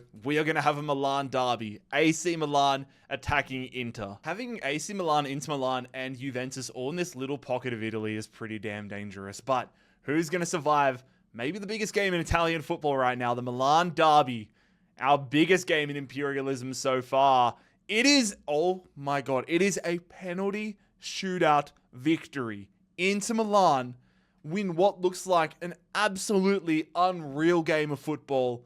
Inter Milan are going to dominate Milan. They will now claim the services of Mike Maignan and Stefan. Where is he? 76 rated, 75 rated rather, Stefan. But arguably more importantly for Inter Milan, they're now going to get themselves up into Switzerland. Upgrades galore now becomes advantage Inter. Off to the north of France now, RC Lens. East, slight bit of northernness. That slight bit of northernness is pretty important because it means they end up versing Lille. Two of France's more respectable sides facing off in a pretty significant matchup. Huge advantage to the winner between Lens and Lille, but it is Lens going down 2-1 there. Lille with a big time victory. So the former Newcastle man and Marseille man Florian Thauvin moves to Lille, and that results in yet another challenger falling on their own sword. Lille are going to imperialize Lens. Come on, I want to go to Australia or something. Get us out of Europe. We're going to Netherlands, not far enough away. Nijmegen already with a win next to their name. They're going northwest now. Oh, this could be a make or break. They narrowly miss out on this upgrade. And instead they've drawn one of the top dogs in the Netherlands. They are trying to take down Ajax. Both these teams with victories next to their name. Still an uphill battle though for NEC to get the victory over Ajax. Let's see how it pans out for them. It's gonna go. We're getting a lot of extra time games. Berghuis, though, is going to be the hero. Damn, Ajax played basically 113 minutes man down. That's actually huge. This might be the year that Ajax actually go deep. They're going to get their former goalkeeper, Jasper Cillessen, plus the attacking midfielder that was picked up by the go-ahead Eagles in Broome. And there we go, a big chunk of land now claimed by Ajax, but they now share a border with both Germany, but most importantly, PSV. That could be a showdown. Staying in the Netherlands with FC Twente. They're going north, slightly west. Oh, they have actually got so lucky with that slightly west.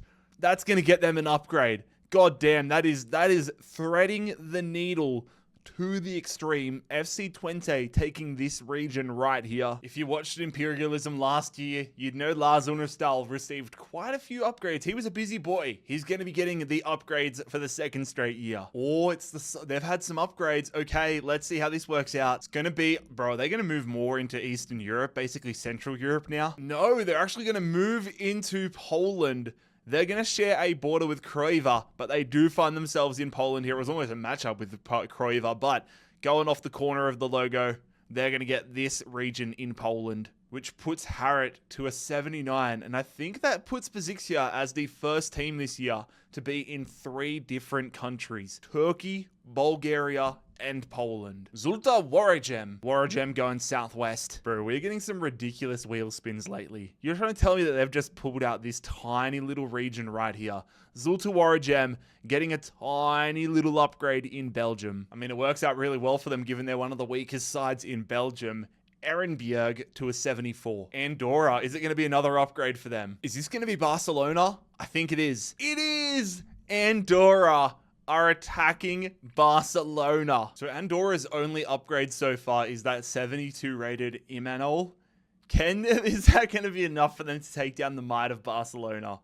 This could be one of the craziest matches in the video. It almost was, but it is going to be a 3-2 victory for Barcelona. Not sure what you're going to do with in Barcelona, but enjoy the upgraded Imanol. But Barcelona get their first victory of global imperialism. Also, I should point out, they do take the country of Andorra, but because they did not directly attack it, they do not get the +4 upgrade. I want to clear that up. FC Winterthur of Switzerland. Are they going to get themselves another upgrade? They're going to be going northeast rather. And because of the angle of easternness, they just scrape the bottom of Stuttgart. So Winterthur not getting Freiburg, but instead getting Stuttgart. I don't know which one they'd prefer. Winterthur in a very similar position to Andorra, where they have one player upgraded. In this situation, it's Goliath.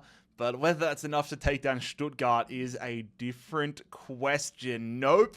Goliath got injured and got imperialized. That's a demolition job from Stuttgart. Once again, not too beneficial of a pickup for Stuttgart. However, like with most things to do with Switzerland at the moment, you just want to get in there because now Stuttgart have the path to upgrades. Hey, we're going to Australia. It's the Brisbane Roar. We're going to Australia for the first time. Oh no. Oh no, I think I know what this is. Oh no. Oh, it's okay. The Brisbane Roar are attacking my favorite side, the Western Sydney Wanderers. Now, in real life, I feel like I say this disclaimer every year. Western Sydney is not here in real life, but just with the way that the A-League and like with Sydney is laid out in New South Wales, like Western Sydney Wanderers are like here where the Mariners are, but then the Mariners are like here. I could give them like a tiny little bit. Regardless, the Brisbane Roar, I think I'm waffling because I'm nervous.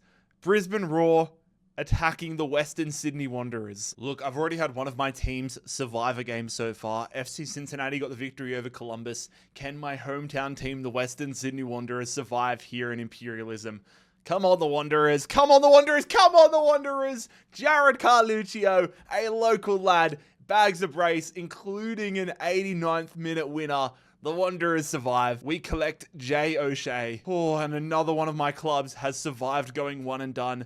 The Western Sydney Wanderers now control the state of Queensland. Racing Club of Uruguay. We're starting to get a little bit of variety now. They'll be going west. I guess it's probably a good thing for them. They're going to get themselves out of Montevideo. There is a lot of upgrades if they play their cards right. They take this region here. Although if they'd gone south, they could have had a wild card against the Studiantes. It's going to be their centre back, Katugno, going to a 71. Motor Lublin, southeast. Bro, these dudes love an upgrade. They're going to get another country. Well, Moldova's where they're going to take. They have this region in the Ukraine, but now Motor Lublin are going to find themselves in Moldova. Rodriguez, another upgrade as he goes to a 74. QPR. Is this going to be an escape out of London for them? It is. QPR, just like West Ham, trying to escape out of London. This time, though, for QPR, they'll do it successfully. Colchester's not there to stop them. They're going to get an upgrade. Upgrades go in here, there, and everywhere. Ilias Chair to a 76. Rosenborg head east, which for them is going to be a border crossing. They are going to foray into Sweden here. The Norwegian club will see their left midfielder Nordli to a 75. Al Khalij. It's going to be a trip west for Al Khalij. Oh my god, the map, the wheel is loving upgrades lately. Al Khalij are going to get this northern area that I believe borders, is that Syria? I think that's Syria. Sorry, Iraq. Khalij now share a huge border with Iraq. They're going to get an upgrade, and they've set themselves up really well to go throughout the Middle East and get upgrade after upgrade. Forgot what it's like to have gameplay, but Al Khalij, this could be very, very good. For Tunis, 80 to an 82, but if they do end up going throughout the Middle East or even the regions around them in Saudi, I could really see him become a 99. Zhejiang Pro, they're going directly east. And so the club that got the first draw of Imperialism are going to follow the line, and wherever they end up is who they face. Oh my god, all right, we're going for the first time. We're going across the map. So technically they're wrapping around the globe. They get Mexico. Zhejiang Pro of China are going to land in Mexico. Oh my god. That is going to blow things wide open. Zhejiang Pro, a Chinese side, now share a border with Austin FC and San Diego FC, and they control Mexico. Oh, this is what I love. Madrid is going to go to a 79. Zhejiang Pro have Mexico. Bryn FK of Norway, southwest for Bryn. The Comfers had to come out, lads, because it has decided Bryn FK are going to be attacking Lincoln City of England. This is where Imperialism is getting fun. We are starting to get some crazy results. Both of these clubs have a victory. Endor goes up top for Bryn. McEachran goes to the bench for Lincoln City. One of these clubs is about to jump across the waters, and it will be Lincoln City. That is actually hilarious. Collins with a hat trick. Double trouble at the striker role for Lincoln City. They get Endure and Moreira. And now Lincoln City are going to find themselves in Norway. Up the bloody imps. Come on, Lincoln. Austin FC. Dude, if they go southwest right now, please go southwest, Austin. If they go southwest, it'll be a battle against Zhejiang Pro and a battle for Mexico. Oh, what's that going to be? Is that still going to be it? By the skin of their teeth, Austin FC are going to be attacking Zhejiang Pro. They're trying to get themselves Mexico. So if Austin win, it will be a +4 upgrade. And they're also trying to get themselves into China. Oh, this is one of the most fascinating matchups in the video so far. What is this going to be? Brandon Vasquez, Superman, one of my favorite players since I moved to America, starting up top there for Austin FC. How's it going to go? It is going to be A Zhejiang Pro victory over Austin FC. Oh my god. They collect Azuni, who was on the bench for Austin FC, 74 rated striker. And now Zhejiang Pro they've got Mexico. They now join Motor Lublin as a club with 3 countries represented. They touch down and take out Austin. Barnsley, they're going southwest. So it will be a battle of the lower leagues as Barnsley attack Chesterfield. League 1 Barnsley taking on League 2 Chesterfield. Both these clubs, their first matchups. David McGoldrick up top there for Barnsley. Who's going to be a one and doneer? It is going to be an extra time game, which sees Barnsley imperialize Chesterfield. Barnsley get Makande, see if that proves of any significance later on. But with that, ladies and gentlemen, Barnsley officially off the mark. Not going to be a one and done club. Still a lot of English teams remaining, but it's starting to thin out in a lot of these countries. Al Okdood from the Saudi League. Al Okdood heads south. Probably best case scenario for Al Okdood. They're actually they got nothing but upgrades if they just keep going south on every spin. But they are going to take the country of Yemen. Never heard of the fella, but Nari, he might become a superstar of the series if Al Okdood keep going south. Back to England with Port Vale. They go south. Coming off that victory against Stoke City, it's not eastern enough to draw Wolverhampton. They only just, by the skin of their teeth, are going to be versing West Brom. Victor Johansson in between the sticks for Port Vale after they beat Stoke. West Brom should be winning this one, but Port Vale are building a half-decent squad, which almost gets stronger. Another penalty shootout victory. This time it goes the way of West Brom, who wins this Midlands clash. Victor Johansson's going to fit brilliantly into this West Brom squad. So is Devontae Cole. Might be a super sub, honestly. Just like that, West Brom make their name on the Imperialism stage. Strom's Godset, Southwest. All right, good news for Strom's Godset fans. You guys are getting yourselves an upgrade. The center midfielder Stengel entering the 70s. Staying in the Nordic regions, it's Silkeborg. Directly south for Silkeborg. Okay, we're going to have an all-Danish affair. Silkeborg attacking the new side, Fredericia. Silkeborg looking for what I believe is their 3rd victory of the tournament, which would be massive. Taking on a much weaker on paper side. This should be, I was going to say it should be a standard result. Silkeborg win, which is what I expected. But bro, they win it narrowly. It's going to be Etienne Green. I did not realize this dude was playing in the Danish league. We are quickly running out of Danish clubs though. Silkeborg with another huge territorial gain. BK Häcken, Southwest. Okay, BK Häcken attacking one of the big dogs in Swedish, or the big dog of Swedish football, but the big dog so far in Swedish football here. Malmo. Malmo have collected 5 players so far in Imperialism. BK Häcken just the 1. Let's see how this plays out. Leuni's in there in the right midfield role, former Western Sydney Wanderer, I'm pretty certain. But it is BK Häcken. Holy hell. BK Häcken. Leuni scored and BK Häcken with a massive upset here in Sweden. So Pontus Jansson, former Leeds player, is the guy going between Malmo and BK Häcken, but it's all the other ones, Lundgren, Nyman, Antonsen, all those other guys. That is surely going to help BK Häcken go a long way into claiming Sweden. That is huge. Inter Milan, they go southwest. Yeah, I thought this was going to be it. They are attacking Torino, but this is also massive because there is a +2 upgrade on this corner of Italy on the line for the winner. Mike Mannion only able to make it onto the bench for Inter Milan. Jan Semmer keeping his starting role. Huge game, upgrades, and some quality talent on the line. Inter Milan absolutely fuck up Torino. They penetrate Torino, bro. Is that the biggest win so far? 5-1. Holy hell. Inter Milan get Duvan Zapata. Their squad depth is going to be unreal. And with that upgrade, Lautaro Martinez is going to be entering the 90s.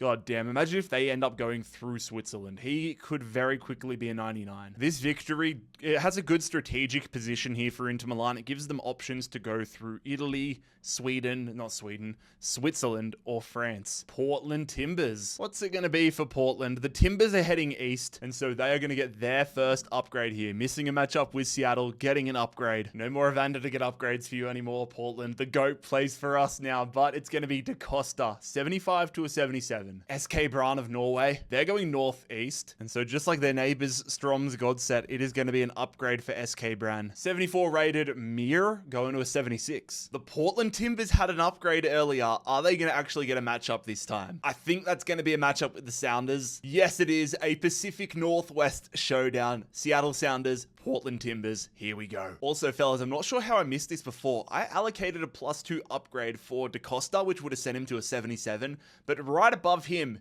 is Rodriguez. Rodriguez is 76. He's the man that gets the upgrade for Portland. So I'm going to go and make him a 78 right now. But here we go. Both these teams in the Pacific Northwest out of the MLS playoffs in real life. I actually watched the Sounders' third leg game against Minnesota on the weekend. That was one of the most insane games I have ever seen in my life. If you don't really keep up with the MLS, go and seek out the highlights for that one after this video because they are ridiculous. But here we go. It is Seattle, it is Portland, and it is a penalty shootout. Not a single goal. Sounders went out on a shootout in the weekend in real life. This time they get the victory with a man down. De La Vega got a red card. Seattle Sounders win. The upgraded Jonathan Rodriguez, now a Seattle Sounder. The Pacific Northwest now belongs to Seattle. Mushuk Runa. Will they actually get a game or will it be another upgrade? That might be a game. It will be our first game in Ecuador. Mushuk Runa attacking IDV. And for the first time, we're going to be watching a game. For those of you that are not familiar with Imperialism, a lot of the teams that are in Copa Libertadores or CONMEBOL, if they're from the same nation, they actually can't play each other through simulation, so we have to watch them in-game. Because these are two Ecuadorian teams, they will go head-to-head. But if this was, let's say, for example, an Ecuadorian and a Colombian team, I could put them in the same group in CONMEBOL Libertadores. And if one of these teams that aren't from Argentina goes on to face, like, let's say last year, I think we had LAFC versus one of the Colombian teams, you have to watch those games in-game as well.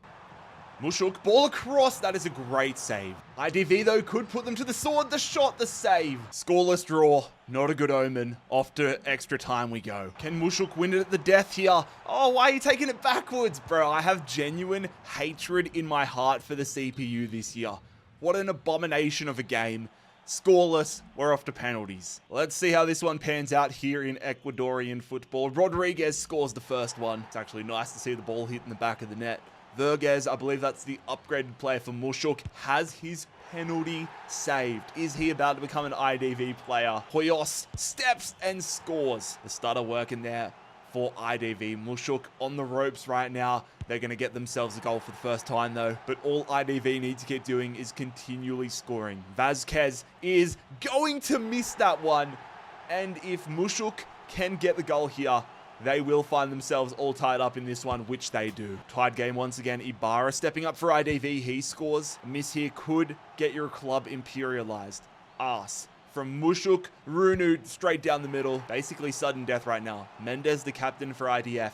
It's IDV stepping up and scores that one. So now it is all on Charcopa, the striker for Mushuk, to keep them alive in the tournament. He does that. Santa Maria for IDV scores. Keeper went so early. Peralta. Jake Peralta misses. IDV are going to win this all Ecuadorian clash on a penalty shootout. We have our first Ecuadorian team imperialized, and that means IDV are now going to get themselves the 72 rated upgraded attacking midfielder. Mjällby of Sweden. Northeast. Okay. Mjällby are going to get this upgrade. If it was going to be a matchup with BK Häcken, then this upgrade would have been a part of the package for the winner, but Mjällby are going to get an upgrade. Stroud, their designated upgrade player, to a 75. The Vancouver Whitecaps, directly west. I thought this might have been the case. Vancouver, bro, that little bit of northernness, they're going to tip the bottom, literally the lowest point of Alaska you can get. I could have seen them going, to Russia or something, but the Vancouver Whitecaps instead are going to get themselves Alaska. Yeah, if they had missed Alaska, they would have come across to Russia. This is exciting, though. Thomas Muller is going to be their designated upgrade player, up to an 82. Malaga, almost directly south. Oh, so that means we're going to have our first team in Africa, because Malaga, by heading south, are going to get themselves the country of Morocco. There is a Spanish side that is in this tip little region here. It confused me when I was putting the map together, but Malaga are in Morocco. This could be very beneficial. Let's go see who their upgrade player is. If Malaga are able to continue heading south through Africa, their goalkeeper, Herrero, could be a stud. Staying in Spain with Huesca. Is this going to send them further into France? Oh, it might. They've got a game though. Will their upgrade be able to work? Huesca attacking Toulouse. My memory actually served me wrong. Huesca got that victory over Pau, which is why Brian Con has joined their backline. Going to be a huge challenge, though, if they can get themselves over Ligue and Toulouse, which they almost do, but the French outfit are going to get off the mark for this tournament as they win this one. Anthony Briancon returning to his home nation, and so is the center midfielder. He's going to France, not returning to France. Oscar Silva is not a very French name, but he now plays for Toulouse. Unsuccessful border crossing for Huesca, but it's going to get the purple of Toulouse now into Spain. Sud Tyrol, northeast. Found them in the most northern part of Italy. Sud Tyrol. Oh, I might have to get it out to figure out whether it's Tyrol, Salzburg, or an upgrade. Okay, it's my first instinct. It is only just. It is going to be Tyrol, a battle in Austria. The border crossings are starting to compound. Tyrol versus Sud Tyrol. Who's going to move into the other one's country? It will be a victory for the challenger. Sud Tyrol taking out Tyrol 2-1. Jamie Lawrence is the man that Sud Tyrol are going to pick up. Interesting to see him in Austria. And there we go. We have our first Italian team making land in Austria. Not too far from here, it's going to be Lausanne Sport. East, slightly south of Lausanne Sport. And so the almost east almost sent them to France, but instead it is actually a pretty big one when you think about it. In this bottom corner of Switzerland, Lausanne Sport taking on Verden Sport. The winner, however, will get these two areas, these two tiny areas in Switzerland. So a +4 upgrade on the line. Oh shit, boys. All right, I've had my first map error. Verden Sport, I swear when I checked were in it, but they are actually not in FC this year. I've double checked the map. Everybody that is in the game is in the map this year. Wow, actually I was wrong. Servette are not in the map. That is totally on me, fellas. Ha, well that has actually worked out pretty funnily. All right, let me make my adjustments. You will see why this has worked out brilliantly. And that is because Servette are located in Geneva, which is down here. Luckily, that has not been taken over yet. If that had been already claimed, I would have a real problem on my hands. But I've given Lausanne Sport the region that is now theirs, all of theirs, because Verden Sport is not in the game. So, back to square one with the original draw that Lausanne Sport got. What is that going to result in for them? It is going to be an upgrade. Almost a matchup with Annecy, but Lausanne Sport will get themselves an upgrade. They take this region right here. And for them, their upgraded player is the striker Bear. All right, back to our normally serviced programming. Who's up next? It will be Yunnan Yukon. There's nothing normal about that draw. I believe this is their debut spin in Imperialism. Yunnan Yukon heading directly south. And so, as they sit in this bottom region of China, directly south for them is going to be Myanmar. Yunnan Yukon are moving throughout Asia here.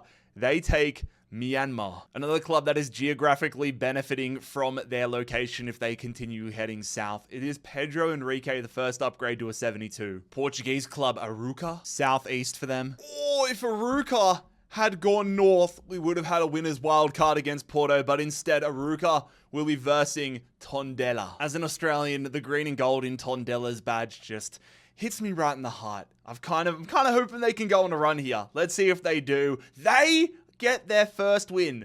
The green and gold of Tondela, led by Ronnie Lopez, get a victory. David Simao, center midfielder, he's going to be going across to Tondela. Could have been a winner's wild card for Arouca. They could have gone out in a blaze of glory, but instead they go out with a whimper to Tondela. Al Ain from the UAE. Al Ain heads southwest. Okay, so Al Ain are going to be attacking Edifac. This is a big one though. If Edifac win, because they are taking a country, they are taking the UAE, they would get a +4 upgrade. Genie Wijnaldum. God damn, look at the hair. Marek Rodak plays for them, the former Fulham goalkeeper. Wijnaldum could get himself back into the 80s, though, if they are able to win, which they are not. Wow. Wijnaldum scored, but ultimately the UAE club Al Ain hold on and get the win. So there we go. Genie Wijnaldum is now going to the Al Ain club, and there will be no +4 upgrade. Instead, Al Ain make themselves known in Saudi Arabia. DC United. DC, I think it's going to be an upgrade for them regardless. It's just a matter of what direction they head, which is going to be west. I mean, they are hidden here. If you don't know US geography, DC in the District of Columbia, they're going to go into what I believe, they're going to go into Virginia. DC United going from their tiny little bubble into Virginia. Christian Benteke, as it feels like most years, is the upgraded player going to a 76. Wow, it is nice to actually be able to see DC United's logo now that they're in Virginia. Racing Club Santander. They're going to be going north, a little west. Oh shit, is this going to get them into France? So the little bit of west is going to actually it almost got them onto the final little coastline, this final little region of England, but instead, they're going to be versing Stade Brestois. It is a Spanish second division club challenging a top flight French club who's going to stay alive. For a second division club, Santander have a pretty decent side, but that is not enough. Lucas Toussaint, damn, they played a majority of the game with a man down. Brestois win. Inigo Vicente now moves to the French league. Stade Brestois jumping across the ocean, and they now have themselves territory in Spain. Okay, we're going back to the Romanian league for the first time in a while. Cluj heading east. All right, and that is going to be yet another upgrade here for Cluj. They're going to get this region, sharing more of a border now with Hermannstadt, and also getting one with Petrolul. This is good for Cluj, though. Nistor goes from a 72 to a 74 to a 76. Meizu Hacker of China. North, slightly east for Meizu Hacker. Oh, that would have been so clutch. It is not eastern enough, though, for them to get Zhejiang, bro. That is by a bee's dick. That would have been crazy if they were trying to battle for Mexico, Austin, Texas. But Meizu Hacker are going to get an upgrade, but share a pretty big border now with Zhejiang Pro. Enrique, the player selected for the upgrade, now to a 70. One of the new teams in Turkey, Gençlerbirliği. Oh my god, I've had another shocker. Gençlerbirliği. Let's go with that. Let's just call them Genci. The club from Ankara. Where will they be going? They will be going northwest, which is going to see them facing off against Samsunspor. Been a hot minute since we've had a matchup in Turkey. Let's see how this one plays out. Who is it going to be? Onyekuru plays for them, but Samsunspor ultimately get the win. Ricardo Velho, the goalkeeper, moving to Samsunspor. And ultimately, it's the universe helping me out, as that is another tongue twister I do not have to worry about. Beautiful Lake Como. Here we go with Cesc Fabregas's side. Como go southeast. They avoid Inter Milan. Instead of Mantova, they're just going to clip Brescia. So in between me creating the map and now, Brescia have been relegated to Serie C because of their financial instability. So I have another tweak to make on the map. I'm annoyed, boys. I double checked this map, but clearly we have missed a thing or two. Again, I'm the only one putting this together, so I apologize, but it's a mammoth effort. So with Como's new position, it almost works out being the same. They just go further south. Como's going to be versing Parma. Apologies again, fellas. I will make sure that any clubs like Juventus Sport and Brescia are updated in the map that is for purchase. But here we go. Parma, soft spot for them. My boy Alessandro Ciardi is in the back line, the Australian. Can he stay alive with Parma? No, he cannot. It is oh my god, that is one of the best debuts in the tournament. Duvikas, the striker for Como, just bagged himself 4 goals in a game. So that will see Como picking up the center midfielder, Adrian Bernabe. And so just like that, we have seen Como head south twice here in one spin. They take out Parma. We're staying in that region though with Atalanta. Southwest, are they going to attack Como? No, they are not. They are going to attack the team that Como almost faced in Mantova. Things had been relatively quiet in this part of the world, but they're starting to spice up now. Can Mantova take out one of the top teams in Italy, Atalanta? Serie B versus almost the top of Serie A, but it is Atalanta getting a relatively comfortable 4-2 victory. And Atalanta's first bit of fodder here in Imperialism, pretty worthless to them, but they are off the mark. This northern part of Italy getting pretty blue. Swansea City off to Wales for the first time in a long time. Go on, Swansea, what are we going to do? They're going to go east rather. Oh my god, I need to have another coffee because right now I'm not figuring out where we're going, but they're going northeast. And therefore, ladies and gentlemen, the Swans are now going to share a border with Shrewsbury and Cardiff as they collect an upgrade. Congratulations, Manuel Benson. You are upgraded. All I can think of is that damn clip. Manuel Benson. Staying not too far. Moving across the border, but it is Wolverhampton. It's either going to be Birmingham or West Brom for Wolves, and I think that's going to be Birmingham. Yep, confirmed. Wolverhampton versus Birmingham. This one should be spicy. Birmingham City already with a victory next to their name, but this is a huge upgrade, a huge challenge compared to what they've had previously, which they handle with ease. Holy hell. Fair play, Birmingham City.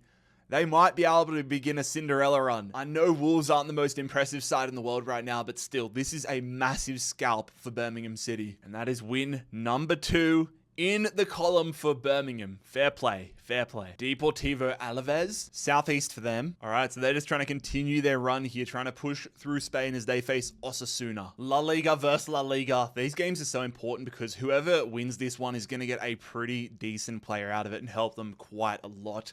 Alaves looking for their second win against Osasuna, which they are unable to do. Osasuna with their backs against the wall get the victory. And that's what I mean. The victory gets them Carlos Vicente and probably less notably, but the 71 rated midfielder from Alaves' last win. And there we go. Another La Liga club in Deportivo Alaves has fallen. Further north we go. Stade Rennais from France are up. I believe their first spin of Imperialism sees them going west. And that little bit of northernness actually matters massively. Stade Rennais, instead of versing Lorient, are versing EA Guingamp. Guingamp in the second division these days on defense. Backs against the wall. Are they going to be able to get a victory here? They are not. It is, as expected, a 3-1 win for Stade Rennais. Nothing for Stade Rennais to write home about here. But it might just be good for their nerves to get off the mark here. Guingamp imperialized. San Diego FC, for the first time, have been drawn. Where we go in San Diego, I think that's going to be a battle up north as they face LAFC. Yep, confirmed. It would have been LA Galaxy, but now with LAFC holding control, San Diego FC attack LAFC, two of the strongest teams in the MLS's Western Conference. San Diego FC have been incredible in real life, but are they going to be able to get their first ever victory in Imperialism? Chucky Lozano, Luca Della Torre and the lads Dreyer, can they take down LAFC? No, they cannot. Heung-min Son, Ricky Puig, the addition from LA Galaxy, are going to help LAFC move on. LAFC pick up Chucky Lozano. They're going to have an unbelievable attack. And LAFC just a San Jose Earthquakes elimination away from having California all for themselves. Bologna. Southwest for Bologna. They could have made the jump across to Croatia, but instead they're going to ride the line, ride the border, and they're going to verse Fiorentina. Not sure which way this one's going to go. Both in Serie A.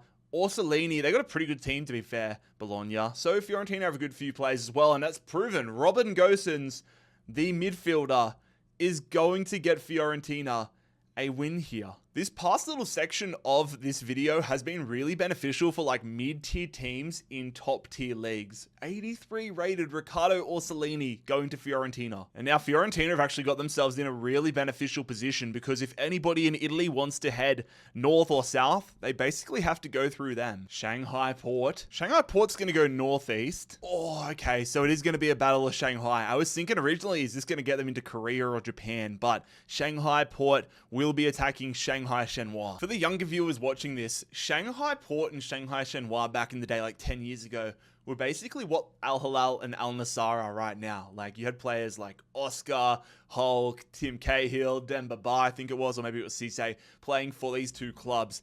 They were powerhouses 10 years ago, but only one of them will control Shanghai. Shanghai Port, the challenger, will be that team, Leonardo with a brace. And the man going across in the acquisition of Shanghai is going to be Zhao Texera. The Battle of Shanghai falls Shanghai Port's way. Sparta Prague, northeast. They're moving further away from Prague, getting themselves another upgrade. Now sharing a border though with Zagrebi Lubin.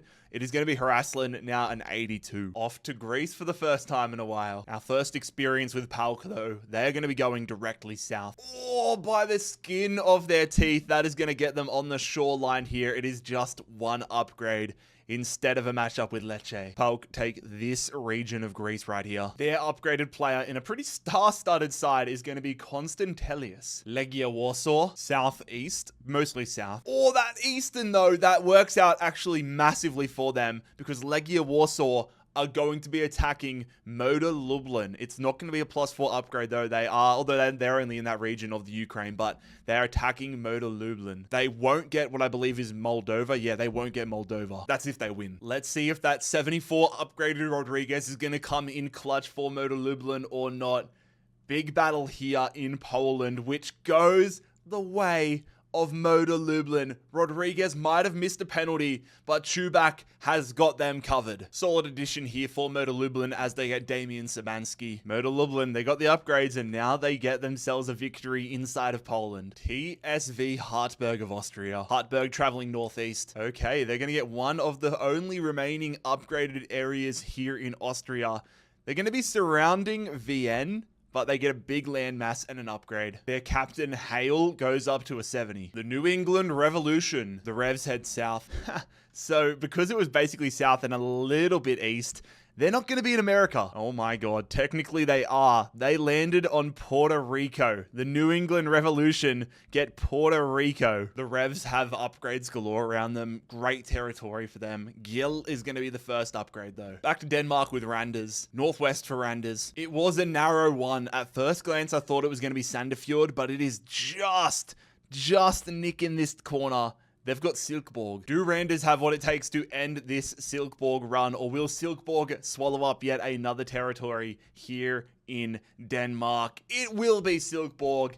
They send them to extra time, but ultimately Silkeborg get the victory. John Bjorkengren is the guy moving over. I'm sad. I was hoping for Paul Izzo and Mo Toure, the two Australians, to link up and have a great story arc. But ultimately, Silkeborg's run will continue. We are now down to only, 6 teams that are actually Danish left. Sutrol, they're going to be going northeast, which means, for a second, I thought it was going to be Bayern Munich, but they are going to clip this bottom section of Salzburg. It is going to be Sutrol versus Salzburg. Sutrol are trying to become like the Grim Reapers of Austrian football. They've already added Lawrence to their side after taking out Tyrol. Can they get a huge scalping in Salzburg? They do not. Salzburg fight back for Austrian football and imperialize Sutrol. Daniel Casaraghi and Lawrence go into Salzburg. Jamie Lawrence returned to the Austrian League. Always nice to see a team fighting back, pushing them out of their territory. Austria, now Austrian controlled, as Salzburg get themselves into Italy. Al Fateh. It's going to be directly south. Okay. Al Fateh will be attacking Al Okdud, but because they are technically attacking Yemen, if Fateh get this victory, a +4 upgrade. Okdud do have that one upgrade up to a 76. Is that going to matter though? There's some pretty good players. On Al Fateh. See how this one pans out in Saudi Arabia. Al Fateh get the victory. All right, this is going to be massive. So first things first, Khaled Neri going across to Al Fateh. But most importantly, if you are an Al Fateh fan, Vargas is the guy that is going to get the upgrades. 81 rated for the direct takeover of Yemen. And in a league like the Saudi League, where there is not much separating these squads, getting a +4 upgrade by taking a country over is a huge benefit. Mumbai City. It feels like a lifetime since we've been to India. It's going to be southwest for Mumbai. That's going to send them. Oh, that is going to send Mumbai to what I think is, Somalia. Okay, Malaga, not the only club in Africa now. Mumbai City FC have got Somalia. That will see this Thierry fella, the centre back, to a 70. Shakhtar Donetsk. Shakhtar heading southeast. And there it is. Shakhtar Donetsk are going to make the biggest landmass move of imperialism so far. They are going to get Russia. And don't forget, getting Russia also gives you this territory of Russia that is above Poland. An absolutely mega move for the Ukrainian giant. Things starting to get really fun here. Bondarenko to a 79. Universitario from Peru. They go west. Oh, this is narrowly going to get them an upgrade. Another upgrade here in Peru. 76 rated now there, guys. Real Valladolid, southwest. This is a great outcome for Valladolid. They only want to be going south. They're going to share more of a border with this one. They get this region here. But bro, if they just keep pulling south, it's upgrades galore. They need them as well, to be fair. Poncial, 76 now. Panathinaikos heading southeast. And so we are going to have an all-Greek matchup here. Panathinaikos attacking AEK Athens. I can't lie, fellas. AEK Athens have a really, really good side here. João Mario upgraded to an 80. Very, very balanced side in the midfield and the attack. How's this going to end in Greek football? It is a 2-0 victory for AEK Athens. They could really go on a run. Dude, this helps them out massively as well. Panathinaikos had some studs. Davide Calabria, former AC Milan defender, going across. AEK Athens, only a little territory here in Athens, but it is a significant victory, taking out a league rival. Talk about places we haven't been in a long time. St. Pat's in Ireland. Southwest. Okay, we've already seen St. Pat's get a victory over Shamrock Rovers, but now they are going to get themselves an upgrade again. Another club who need to make the most of their situation. The goalkeeper, Anang, goes to a 69. SC Freiburg. Freiburg head south. Okay, this is probably a good thing for them. They've got themselves a spot in France, and now they have themselves a spot in the north of Switzerland. Upgrades going left, right, and center lately, it feels like. It is Matthias Ginter. Well-known name, now 84 rated. Brommapoikiana. I feel like a Brommapoikiana. Whatever. The bros are up. Where will the bros be going? They're going to be going southeast. Not south enough to get themselves an upgrade. They just clip Hammarby. Quite fitting that the bros, their logo is two guys shaking hands. Let's see if they're going to be shaking hands with victory here. An all-Swedish affair, which Brommapoikiopia, the bros are going to win it. Let's just say that. Brommapoikana are going to get a center attacking midfielder in Basara. Hammarby fall into the one and done category. Zhejiang Pro, hello. South, a little bit east. They've been one of the surprise packets of this series so far. Not east enough to take Taiwan, but they are east enough to take the Philippines. Zhejiang Pro here, there, and everywhere. A lot of islands to fill up, but the Philippines will be theirs. Happy days if you're Matrida. He now enters the 80s. Union Espanola from Chile, directly north. Okay, we are going to have our first matchup in Chile between two powerhouses. Union Espanola are attacking Colo Colo, which once again means it is time for some gameplay. Let's hope we actually see a goal in this one. Colo Colo actually playing some football here. I thought that was going to be the goal. Union Espanola square it and get the goal with 19 minutes to go. Wow, we've actually seen a goal. One of South America's powerhouse teams has been imperialized on their first attempt. A 76 attacking midfielder going Espanola's way from Colo Colo. And legends like Arturo Vidal and Isla are out in their first game. Personally, lads, I'm just very pumped that we actually saw a goal in one of these games. Rayo Vallecano, east, tiny bit south. Okay, so the club that took out Atletico Madrid, Leganes, is the one being attacked by Vallecano. Jan Oblak into the starting 11 for Leganes in this all-Madrid clash. Huge, like, they've already taken out Atletico. Are they going to get past another La Liga opponent? They do! Holy hell, Leganes, the League 2 side, the second division Spanish side, are going to get 2 victories inside Madrid over La Liga opponents. Fair play. Leganes couldn't have asked for a better start. They had Jan Oblak. Now they add 81 rated Alvaro Garcia. Secretly, I'm kind of hoping they get a showdown with Real Madrid. Imagine the scenes if they took them out as well. Belgrano of Argentina. They're going to be going northwest, which means they are going to have a matchup. See if they can put their abilities and their upgrades to the test. They are taking on Talleres in a northern Argentinian clash. I think I said Talleres earlier. This is Atletico Tucumán, which they're versing, but Belgrano have had a good start to Imperialism. Lucas Ryan upgraded to an 81. Florentine comes into their squad. Can they keep the good times rolling, or will Tucumán announce themselves they do? Tucumán, Atletico Tucumán, is going to get the victory. So Zella Ryan and that midfielder will be going their way. No matter how good a start to Imperialism you think you're having, you can't get too complacent because immediately you get cocky, you get kicked out. Paris FC. Are we going to see a matchup with PSG? Paris FC, where are you going to be going, lads? Paris FC are heading south. That is not going to get us a Paris derby. Paris FC are going to get themselves an upgrade. They probably need a little more firepower before they try taking on PSG. And the newly promoted Ligue 1 side, Kevin Trapp is their upgraded player to an 82. Apoel, the Cyprian club, they're going to go southeast. And this is probably the best case scenario for them because they don't want to battle in Turkey right now. They have the whole Middle East to work through.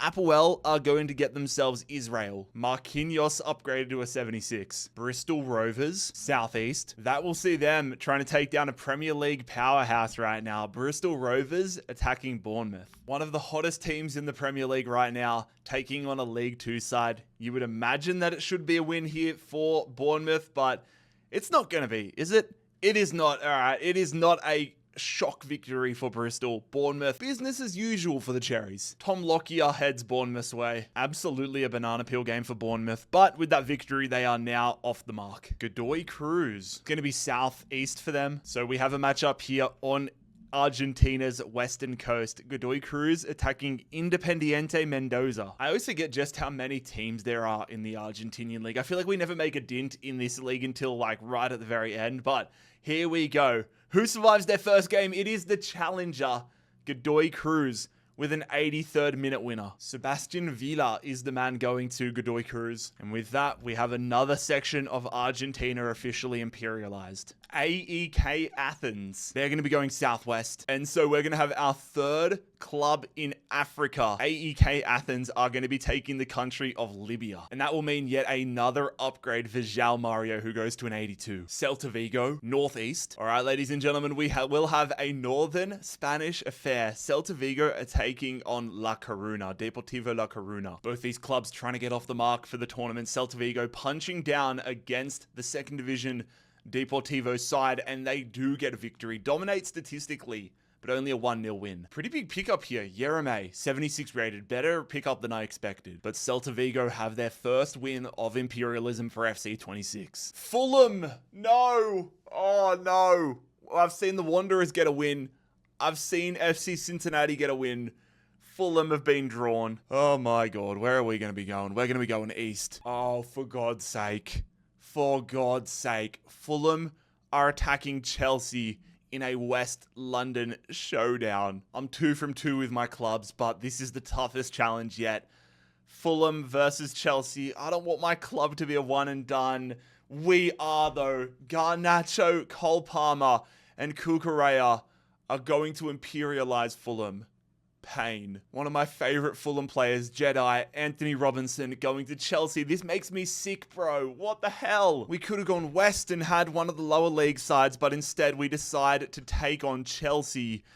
And that is going to be our demise in this competition. All right, back to our regular service programming with a trip to Austria. It's going to be southwest for Lask, which is going to see them trying to go for the big dogs right now of Austria. Lask attacking Salzburg. Salzburg have been putting together a nice little side. 2 additions to their side as they've moved into Austria, or moved into Italy rather, but Lask don't have a terrible side. Former Wolfstrike Kalisic up top, but that is not going to be enough for Lask. They go out to Salzburg. And this is going to help Salzburg. They get Kalisic as their new star striker. The numbers really starting to dwindle here. Salzburg now share a border though, more of a border with Bayern Munich. Barcelona, but not the Spanish one, the Ecuadorian one. South, a little west. So this is probably best case scenario for them. Barcelona are going to get an upgrade. They're going to hit this tiny little island off the coast of Ecuador, the island of Puna. Therefore, their striker, Rivero, goes to a 75. Real Salt Lake. RSL will be heading east a little south. Not south enough to get them Arizona or New Mexico.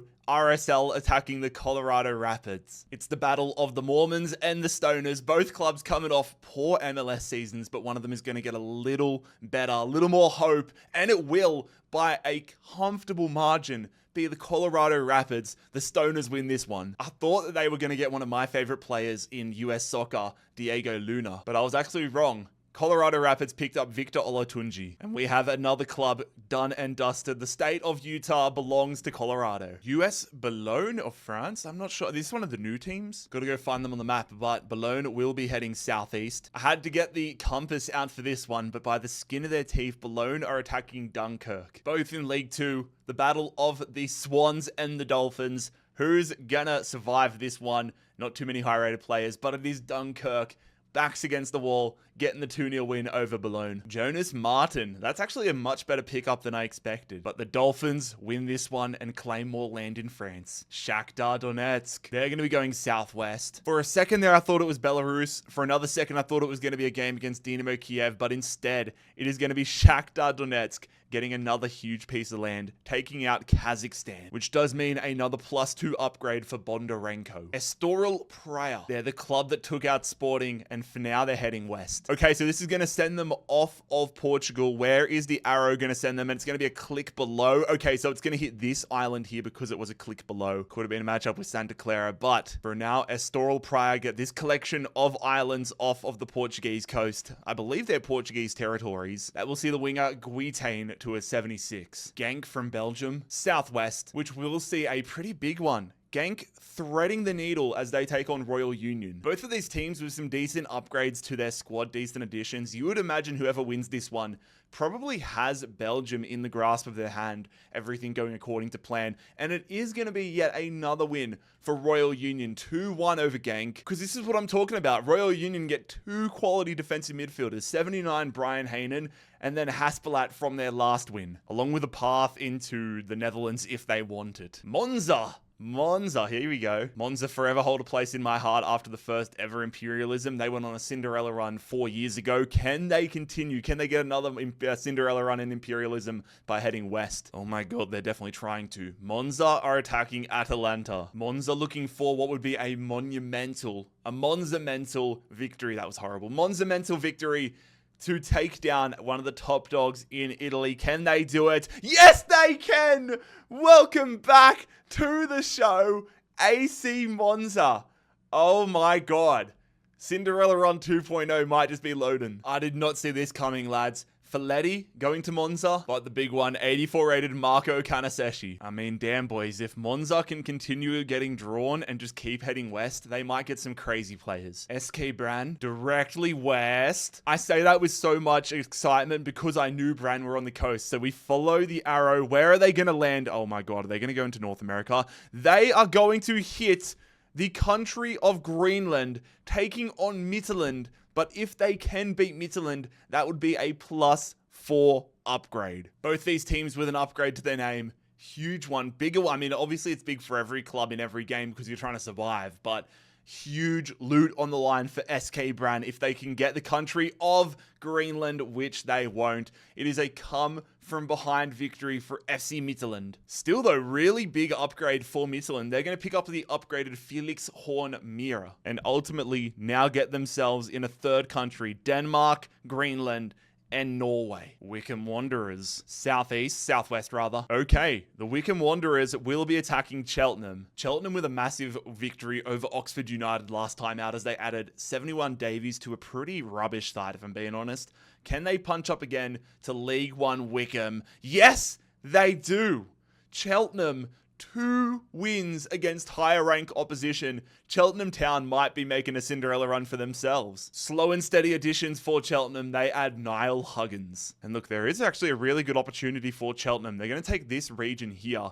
But if they get drawn, they have a lot of upgrades still around them. They just need to get drawn before those get taken. Staying in England, though, with Barnsley. Northeast for Barnsley. Not east enough, though, for a matchup with Doncaster. Instead, Barnsley will be attacking Bradford City. Fascinating matchup emerging here, though, between 2 League One sides who have already made really nice additions to their squad. Most notably, Bradford City. McBurney, Hackney, Watmo, all into the squad. That will continue, though. It goes to extra time. Their upgrades proven to be part of the difference as Bradford City imperialize Barnsley. 2 new additions for Bradford who pick up Dylan Markanday and also the striker who's not even going to start for them, Davis Keeler-Dunn. Bradford City, they're going to get attacked in so many different areas now, I imagine, but this is still huge for them. Saint Etienne, French club heading southwest, which is going to see them attacking Montpellier. I did not realize Montpellier was in the 2nd division. I knew Saint Etienne were there, but Montpellier, former Ligue 1 champions in, I believe, 2012, Olivier Giroud, in League 2 is very, very surprising to see.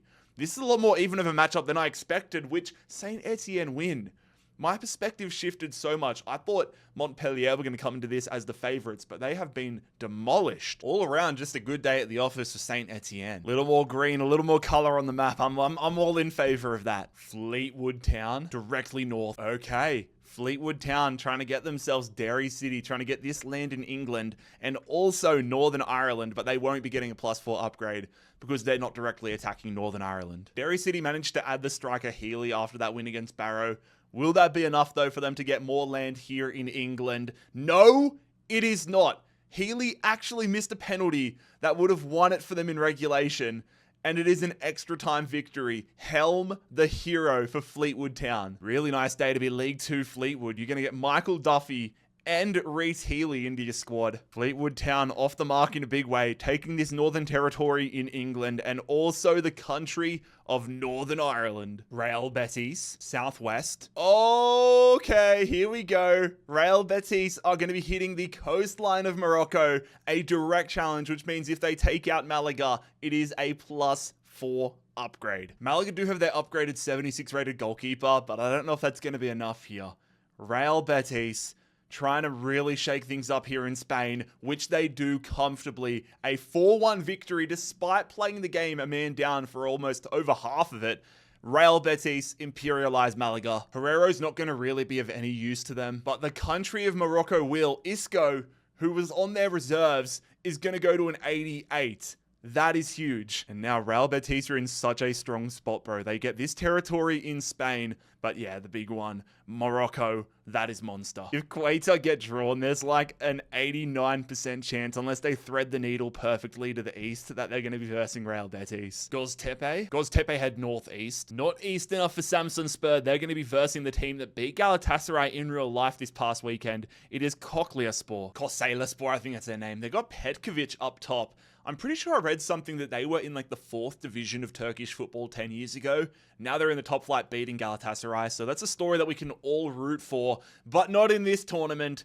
It is going to be Göztepe breaking their hearts. And yeah, no surprise, Bruno Petkovic is the man going to Göztepe. Turkey, another one of those countries where you just forget how many clubs actually play in the Turkish Super League. Firth, it's going to be a trip northwest. Not north enough, though, to thread the needle into Frankfurt. It is going to be this little gap here against Wiesbaden for what feels like the millionth time in this Imperialism. We've got a 2nd division German club versus a 3rd division one. Firth of the 2nd division. Will they imperialize them? Yes, they do. Normality starting to become more of a commonplace here in global imperialism. Firth get the victory. Florian Stritzel joins Firth. A lot of work for some of these lower league clubs to do, but they're off the mark. Platense, directly east for Platense, which means they will be attacking Leo Messi's youth club, Newell's Old Boys. A fantasy I've had since day one of Imperialism is that Miami would keep going south and Newell's would keep going north, and eventually Newell's would beat Miami and get to claim Leo Messi as a player once again.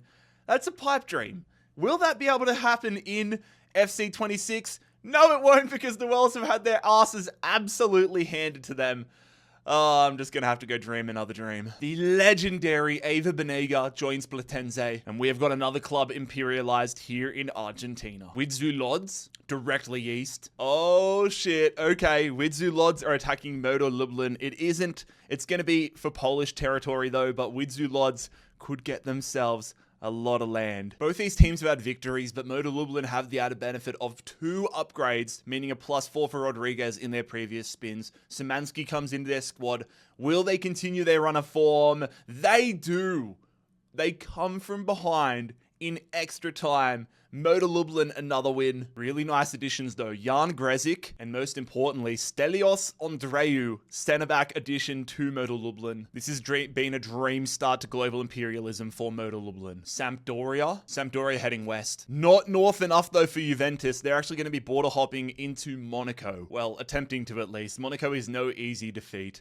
Monaco versus Sampdoria. Who's going to be border jumping? It is going to be Monaco. Not too surprised with that one. They collect Massimo Coda. Nothing to write home about. But it is an entrance path into Italy for Monaco. Racing club from Argentina. Southeast. Okay, they're going to thread the needle themselves. Nothing I love more than a good needle threading. They're attacking Gimnasia. And now the context is actually way bigger for Racing Club, because if they can beat Gimnasia, that means they will unlock a border sharing with Estudiantes, which puts them in striking distance of the winner's wild card.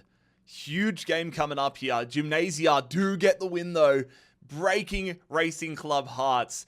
That's a late equalizer and then an extra time domination. Dude, Racing Club had a way better side than Gimnasia. That's actually a huge defeat. 79 rated Adrian Martinez joins Gimnasia. I swear, bro, as soon as I say the words winner's wildcard, teams just lose all sense of composure and forget how to play. Hoffenheim, directly south, which means Hoffenheim will be versing Karlsruhe. Just to clarify as well, this one here, I probably should have put the 2 symbol like I have in previous years. This is Hoffenheim's second side that plays in the 3rd division. Hoffenheim's main is the one on the left. They're attacking Karlsruhe. Banana peel game definitely for Hoffenheim. They just want to move on, get more territory. Baumann, all these guys, they do it comfortably. We haven't had a crazy upset in a minute, it feels like. Look, it's nothing insane, but it's still much better than I thought Hoffenheim were going to pick up from beating a team like Karlsruhe. And there we go. We have the first movement from either of the Hoffenheim teams. Cerro Porteño of Paraguay. Is this our first Paraguayan spin? They're heading east, a little north. They're not stupid. Anything south would be a matchup. All of their competition is south. Cerro Porteño, though, they have nothing but free real estate north and east as well, and west. They're going northeast. They're going to get themselves an upgrade. So their upgrade is going to be for Dominguez, who goes to a 75. I'm kind of sad, though. Look at what it is. It's a Turbe. Do any of you guys remember him? I'm pretty sure he played in the Serie A for so long. He used to be like an ultimate team beast. Celta Vigo. Celta Vigo heading southeast. They were really only going to get themselves an upgrade, but they're now just hugging the border here. They are loving hugging this Portuguese border. Iago Aspas going to be upgraded to an 84. Independiente, back to Argentina we go. They're going to be going west. Oh, that could have been a winner's wildcard for them. I didn't even put 2 and 2 together. Independiente are going to be attacking Gimnasia, though. Maybe they wanted more firepower before they actually go for the winner's wildcard, but here we go. Independiente, one of the top teams in Argentina versus Gimnasia. It is an Independiente victory. 3-1. And now Martinez, he's getting passed around a lot in the past little few minutes. Adrian Martinez to Independiente, along with the right back, Juan Pintado. This is actually massive, though, for Independiente, because now if either Independiente or Estudiantes get drawn, there is a fair chance that we're going to have ourselves a winner's wild card, sharing the entire eastern and western borders of both club respectively. Birmingham City, they're heading north. Okay, fellas, Birmingham City versus West Bromwich Albion. Both of these clubs would be riding high after their early victories. Birmingham probably higher after taking out Wolves. They get that 79 rated striker. Johansson in between the sticks for West Brom. Bro, okay.